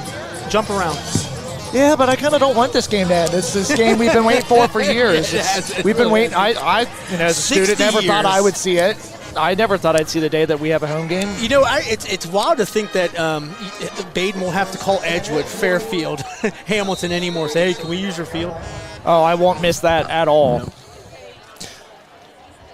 And we can actually host neutral sites too. Right, absolutely. Not getting stuck, an hour away. I'd imagine Mel's has already put in for hosting a playoff contest. If he hasn't, then I'm going to tell him to. Oh yeah. Yeah, this is a nice facility. Both locker rooms are nearby. It's something that'll help out with being able to recruit playoff games. And also, it's pretty easy to get to Hamilton. There's a lot of highways getting here. There's a lot of highways getting out. Yeah, we did mention there's a lot of firsts, and I want to thank Badin, and Jeff Melzer, and Nick Browning. Pass complete. First down and 10. It's going to be caught by J.J. Vogel. He's got the ball down to the 27-yard line. Breedlove again, and what you're seeing is the Edgewood adjustment. Badin is keeping Breedlove in the pocket. You know what Breedlove's saying back? Bring it on. I'm going to beat you in the pocket. First and 10 again for Edgewood. Ball at the 26-yard line. You got to love it. I'm looking over at Trace Reynolds, head coach for Edgewood. You just know he's the head coach over. You can just tell. Got the white shirt on. There's big hole right there. O'Brien. Move. He's got it. All right. So it's going to be first and 10, ball at the 11-yard line. O'Bannon makes a kid miss with a spin move, gets hit in the head, but moves forward anyways.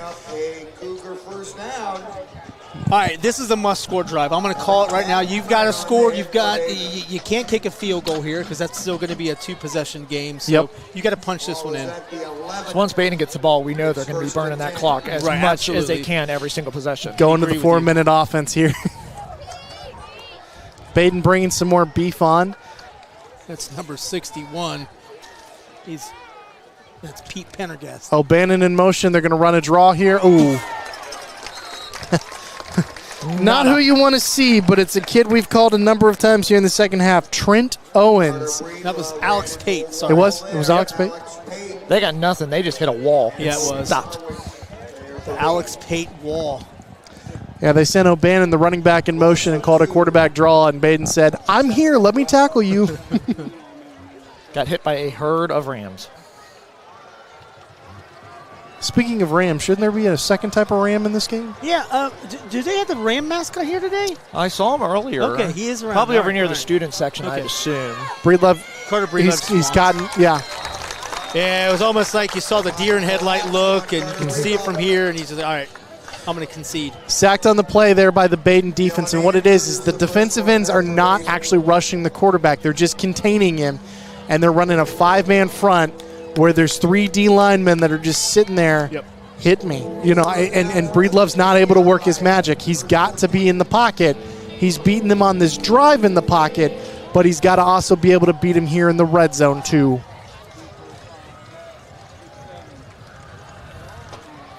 Third and 14.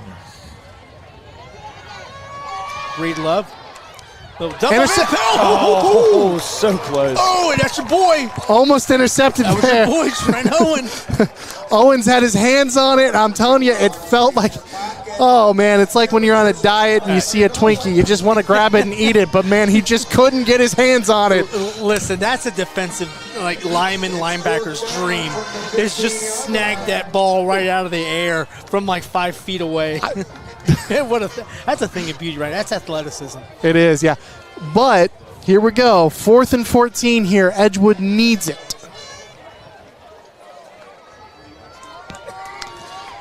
Two wide receivers on each side. Pistol look here for Breedlove. The Rams are going to be bringing 5 on the pressure. Breedlove, no time. He's throwing it up. Jump ball. Frank in the end zone. He Touchdown! Touchdown, Edgewood! Edgewood with it. And guess who it is? Exactly who I just told you. Kyle Frank with his second touchdown touchdown catch of the game. 15 yards. Breedlove right there putting the ball on the money when he had to have it. He sat in the pocket and put it right where it needed to go. Edgewood going to kick the extra point here. It's Bryce Davidson again. Keep an eye out for a low snap from the Cougars.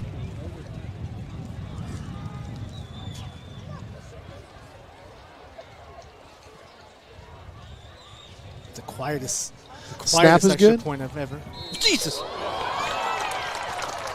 The snap was good, but the kick was not. It hit off the left upright. Missile. That's So, true.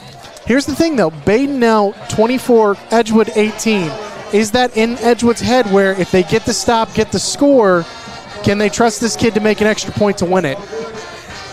I guess we'll come to that time when we'll make that decision when it comes time. I just want to see the punter with it. Come on, man. Let the foot kick. He didn't hit any photographers this time, so that's good. Yep, it's a good call. Matt Vogt is still. I don't see a know. target out there, so. Yep. I might paint a target on him if he wears that ugly of a hat again next week. I don't even know where he's at. I wonder if he's back in the parking lot, and I won't explain what he's doing in the parking lot. But all right, anyway, probably. I hope he doesn't have a turvis filled with Gatorade or something.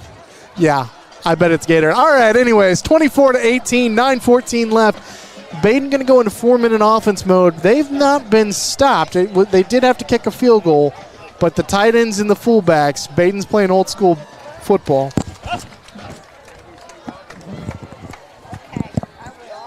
Badin is definitely going to be burning the clock. Mm-hmm. James Brink. So here's a question for you. Do you think Badin can get a home game from, for example, the Mason Comets of the world, the Springboro Panthers of the world, the Lebanon Warriors of the world? It's almost like, hey, Wisconsin isn't going to come to Miami University. Miami's going to have to go to Wisconsin. That's a good comparison. That's true. Is that? I'm going to say that's Brown. We think that's Brown right there, who was That's picked Drew- up and Drew Brown. borderline suplexed on the play. Big time hit there by Ryan Weber, who was listed as the backup quarterback. When I played high school football, the backup quarterback was just sitting there chewing on his mouthpiece. Not at Edgewood. He's out there suplexing people.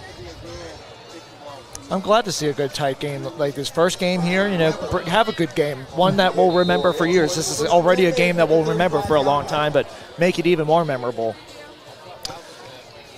So my prediction is this. Colton Emerson's going to have to make a big throw here at some point, and the question is, can he do it? You can hand the ball off to Lim Grayson, but you're not going to pick up 75 yards against this defense on the ground. Here comes Edgewood bringing 5 on the line. And there's Lem Grayson. Just rumbling and bumbling for an extra 3 yards. Gets himself 6 yards on first down. He's playing college ball, right? Where's he playing at? We don't know yet. I don't think we know yet. He's too good to just simply be done at the end of the year. Miami needs to call him. Ohio needs to call him. Bowling Green, go play for Eddie George. I'll see if I can put a little bit of a plug in Coach Chuck Martin's ear when I talk to him on Monday after this Rutgers game. Tomorrow they're traveling to New Jersey, the 0-1 Red Hawks. Piscataway, I believe. Yes, you're very correct. My press pass said yes, but I'm not going. So. Grayson going to pick up a first down here, so it'll be 1st and 10 for Badin, and ball at the No, I'm sorry. They're going to mark him short here. 3rd and 1, ball at the 44-yard line. Other scores from around the area, Lakota West has put a can open here on 38-6 against Hamilton. Speaking of 38s, Fairfield is up 38-0 on Coleraine. Middletown has a 7-3 lead on Oak Hills. And Bishop Fenwick has a 24-14 lead on Franklin. Our producer doing a wonderful job. Lem Grayson's going to Grand Valley State, and I think that's in Chicago. No, that's up. That's Brian Kelly where he got his start. It's actually Northern Michigan. Northern Michigan, okay, yeah. You're right. That's right. Sorry. Yeah, so Brian Kelly started there, then he went to Central Michigan, then he went to Cincinnati, and then he decided to become a train wreck of a human and went somewhere in Indiana. Public University in Ottawa County, Michigan. Yep. Yeah, this kid's too good for that. He needs to be playing in the MAC. UC would take him. Satterfield doesn't have enough common sense to recruit the Cincinnati area. Well, and I don't think they have the NIL either. That's the problem with the NIL is if you don't have the money, it's so hard to get those big players, and that's what's made it so hard. But the thing is, you can build a program out of Lem Grayson's right here. And his Lem Grayson, I mean, his average right now, just in his second half, I'd say is at least six yards per carry. Which is what he picks up there on first down. It'll be 2nd and 4.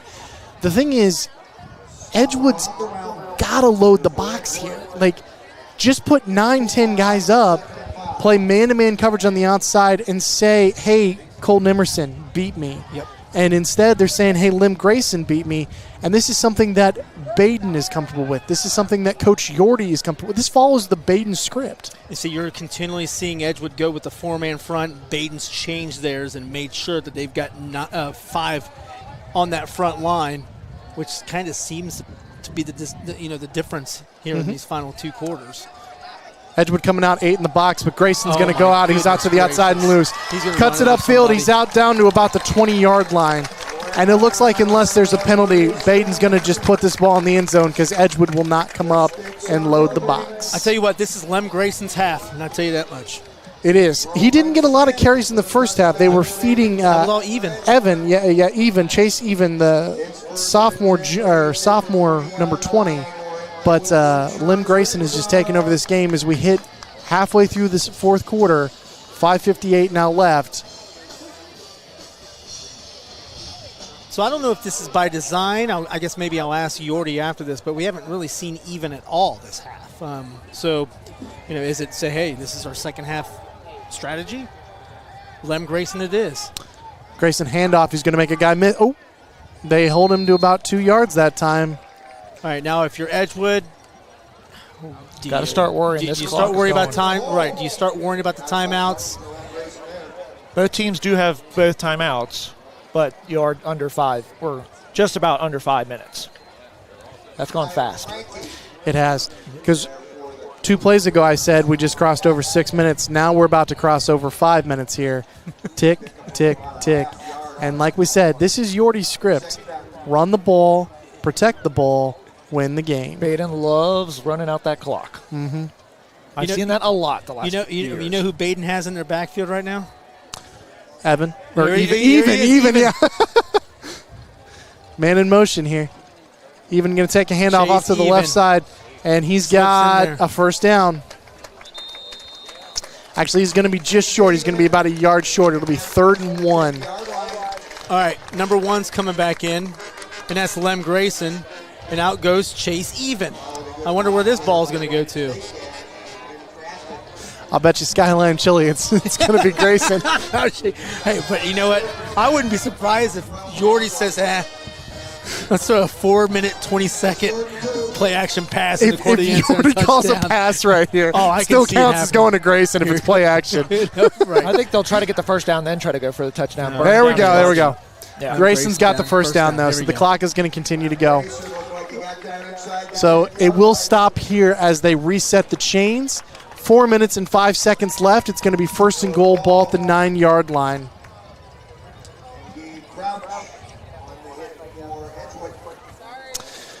More scores coming to you here from around the counties. Looks like you're going to see Kings 14, Loveland 7, which is a final. Loveland last week blew a big lead against Lebanon. You got to wonder if they were a little psychologically out of the game early. Yes. Kings might not be as good as we thought they were with a 14-7 lead, but they did just get done with a battle with Winton Woods. They beat them. They did, yeah. They beat them. Wild. Hand off inside to Grayson. He's going to pick up. Jeez, oh, Pete, he's going to pick up a touchdown. He is. My The Lord. offensive. No. Edgewood knocking him down at about the 1 yard line. So you're going to see more beef coming in for Badin here in a second, but it's 2nd and goal, ball at the 1 yard line. Clock is still running too. I was calling that play on momentum, and I thought Lem Grayson had all the momentum. I in the thought world, he did which too. I thought he was over that line. Yep. Now, but here's the thing. Edgewood's bringing in their beef. They brought in their heaviest player, big number 55, who is Kanan. We think it's Beamon. 5'10", 300 pounds sitting in the middle of that defense. So there's not going to be any tush-push here tonight. We might not get to see a touchdown to the 2-minute warning at this pace. Shotgun here, even at 2nd and goal at the 1 yard line. Handoff, Grayson, touchdown. That's a second touchdown of the second half. The Badin crowd giving out a big round of applause here. They understand good football right there. When Badin took over the ball, there was 10 minutes left. They go on a 7-minute and 28-second drive to put this thing away. They're an extra point away from a 13-point lead.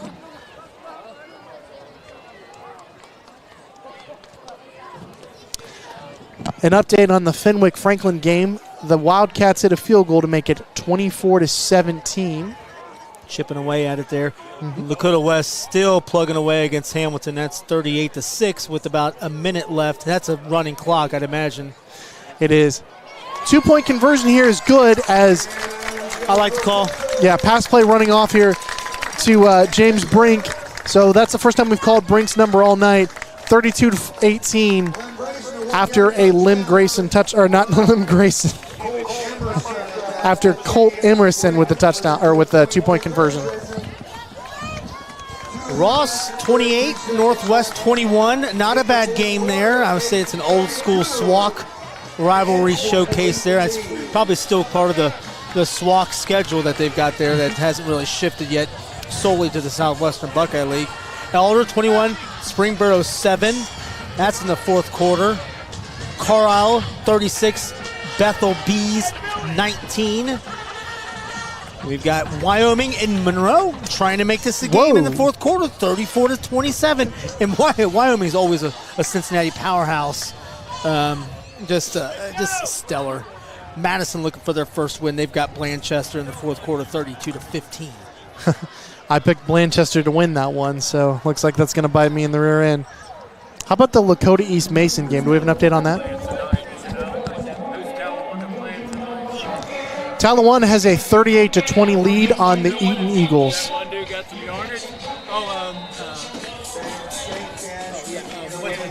So Lakota West, it is now gone final. Lakota West 38, Hamilton 6. Touchback here in our game. Edgewood going to take over, ball at the 20-yard line.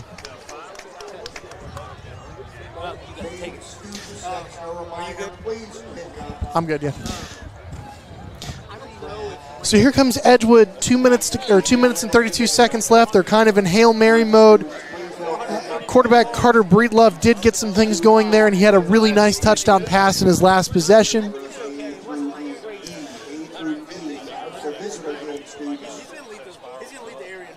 Thanks for everybody being here tonight. Opening night at the Matandy SportsPlex. 32-18.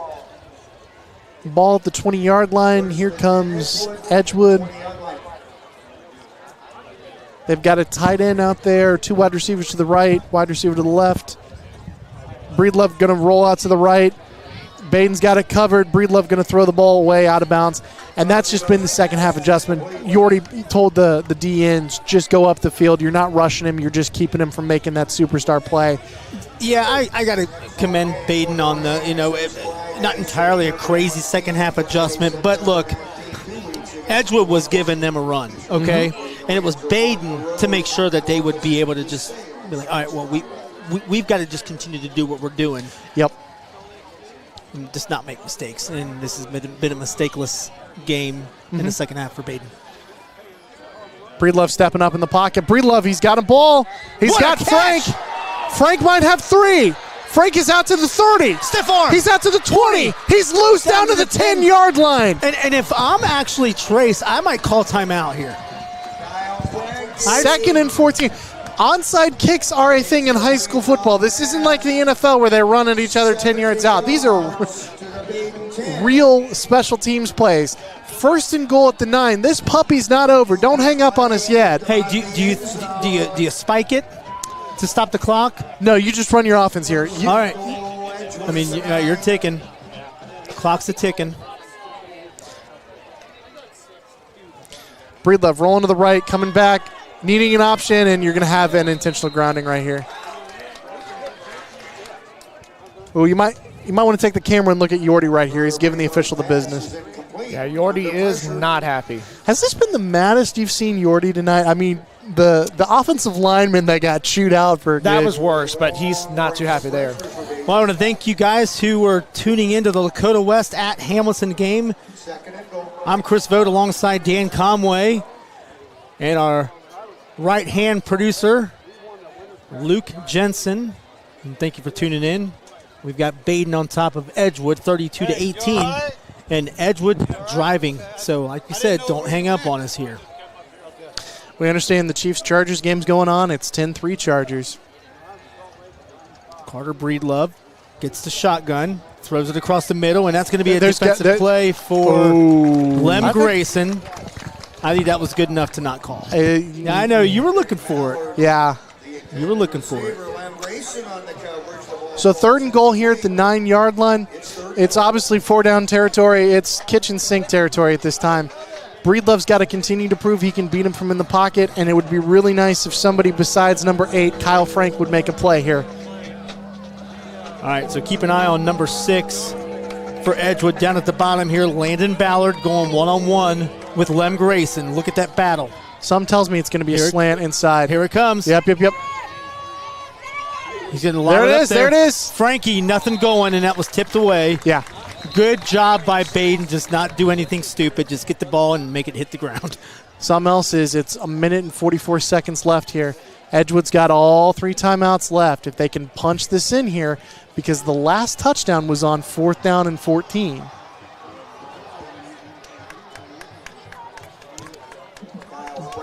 Badin bringing on a new defensive lineman, number 54, Cole Brandenbar, letting the senior come on the field and rush the passer here. 4th down and 10, also 4th down and goal. I just have a vision here that you've got Breedlove. He's going to scramble, find something, and make something happen. That's been kind of what he's been doing the entire game. Mm-hmm. Now, the thing is, though, Badin has kind of kept him corralled here in the second half, so he's got to – somebody besides Frank has to make a play for this to be – of course, Frank was who he was looking for on the last play. Penalty on Edgewood is declined. It's 4th and goal at the 9-yard line. There was a penalty on that? Yeah, I guess so. I never saw I anyone. didn't see it either. Yeah. But you're Badin. You're going to go ahead and take the down and force him to score on 4th and 9. See, if they had not missed those 2 extra points, it would be a 12-point game. It's now 14 points, so it is. You do have to score those 2. Jump ball in the corner. Yeah, that one has to be called there. Yeah. So J.J. Vogel going to be able to get a penalty there on Mr. Second Half, Lem Grayson. Didn't turn around and face the ball, just put his hands up and kind of kept pushing with his chest. It's going to be an automatic first down ball. I don't think not in high school. You're right, no. Yeah, I think we're just going to see the ball at the 4.5, half the distance to the goal, and then you're going to repeat 4th down here. That's right. For those of you who are at home wondering, defensive pass interference at the high school level is not an automatic first down. Somewhere in the world, Joel's smiling that the two of us knew that. We learn a lot from Joel every year. There's so one timeout right there called by the Edgewood Cougars. There's 99 seconds left in the ball game. It's 4th and goal at the 4-yard line. They're down by 14. This timeout is signifying that Edgewood has to score here. Yes. I mean, that's what that timeout is telling us, that we've got to score here. Let's dial up something so that we can score. All right, so let's put you down on the sideline. Chris, what are you calling right here? I think I'm just going to keep doing what I've been doing. It's just put the ball in Carter Breedlove's hands, have him make a play. I mean, you've got guys that can go up and get it. Mm-hmm. So I would say do the same thing again and just give your guys an opportunity to go up and get it. However, Edgewood may catch a break and have some guy just camping right in the middle of the field for an easy touchdown for 4 yards out. I would do something, try to get Kyle Frank isolated on one of the corners. And in specific, I'd be looking to attack Lim Grayson, who just committed a pass interference penalty, because that's going to be in the back of his head is, oh, man, I don't want another one of these.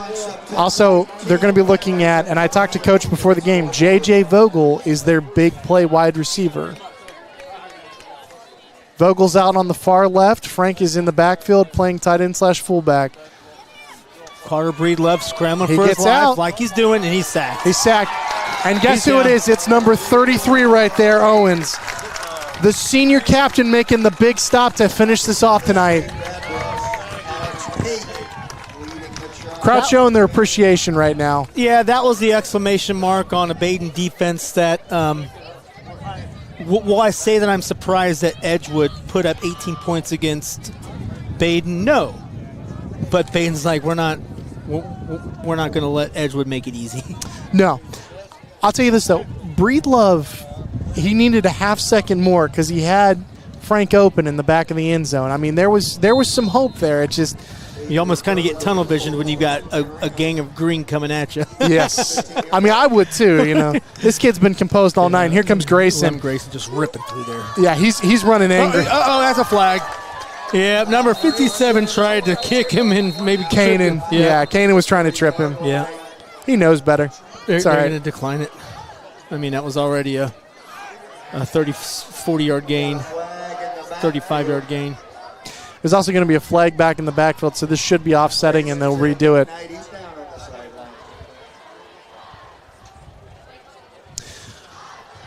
Is that Lem Grayson on the ground?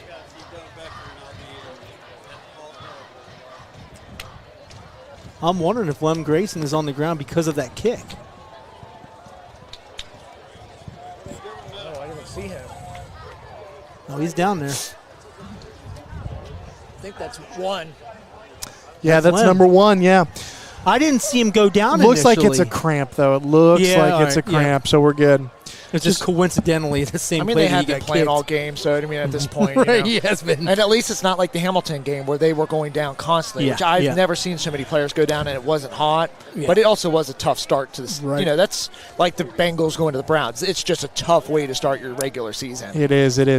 So an update: Middletown 14, Oak Hills 3. That game is in the fourth quarter, and in the second quarter, it looks like the Chargers have a 13-3 lead on the Chiefs. Now, listen, I wouldn't root for Jim Harbaugh if you paid me money, but I can tolerate him beating the Chiefs tonight. Where'd you see that at? The guy's phone in front of me. Oh, nice. That's awesome. Yeah, it's a free game. It's a free game. Can you show your phone just a little higher, buddy? I actually forgot that they had an NFL game here today. Yeah, it's a free one. It's actually going. One? It's in Brazil right now. It's on YouTube. It's on YouTube. Oh, yeah. The Chargers are beating the Chiefs. Yep. Timeout Edgewood, by the way. It's going to be 2nd and 4 here with 1 minute and 15 seconds left. Ball on the 21-yard line. Definitely would have thought they would have used those earlier. I'm surprised they used them now. Yeah. Especially when you're pretty much out of, out of range. Well, I think what you're seeing right now out of Trace Reynolds is he's trying to build some culture and character in this team. Yeah. Badin is a great football program. Edgewood has historically had good runs and has had not so good runs. They're known for their wing tee and they're known for their fundamentals. Now they're out in the pistol, running around. He's building a program that's going to compete all 60 minutes. You might be down 14 late in the fourth quarter, but you're still going to fight. Yeah, I'm excited to talk to Trace after this one. He's got to be really excited about how his players were able to compete hard. And look, they're going balls to the wall. all the way up into this final minute of this contest. And kudos to Badin for sticking to the task, not letting high emotions kind of dictate what the outcome of this game was going to be on their end. So here's the thing. They stopped the clock again. 57 seconds left. 3rd and 1. Even going in there and running hard to replace Grayson. Let's roll the schedule here. Badin going on the road next week to play St. Francis de Sales. Do you know who St. Francis de Sales quarterback is, by the way? Yeah, isn't it Ryan Day's kid? It is Ryan. Yeah. It is RJ Day. RJ Day. He's trying to draw a recruitment from the Buckeyes. He hasn't quite proved himself enough to his dad to draw a scholarship yet. But I'm sure he's probably going to be wearing some red. Can you imagine, though, like being coached by your dad at the college level? He's a lot different than high school. Oh, yeah. But, like, can you imagine for a second, Ohio State doesn't take a chance on the kid, and he ends up going to, like, maybe a Northwestern or Michigan State. Yeah. I mean, that'd be just terrible. Having to send, your team to go beat your son in football. Whew, I couldn't do that. Wild. 3rd and 1 here. Though. All right, Evan's going to finish off the game. So, into the game.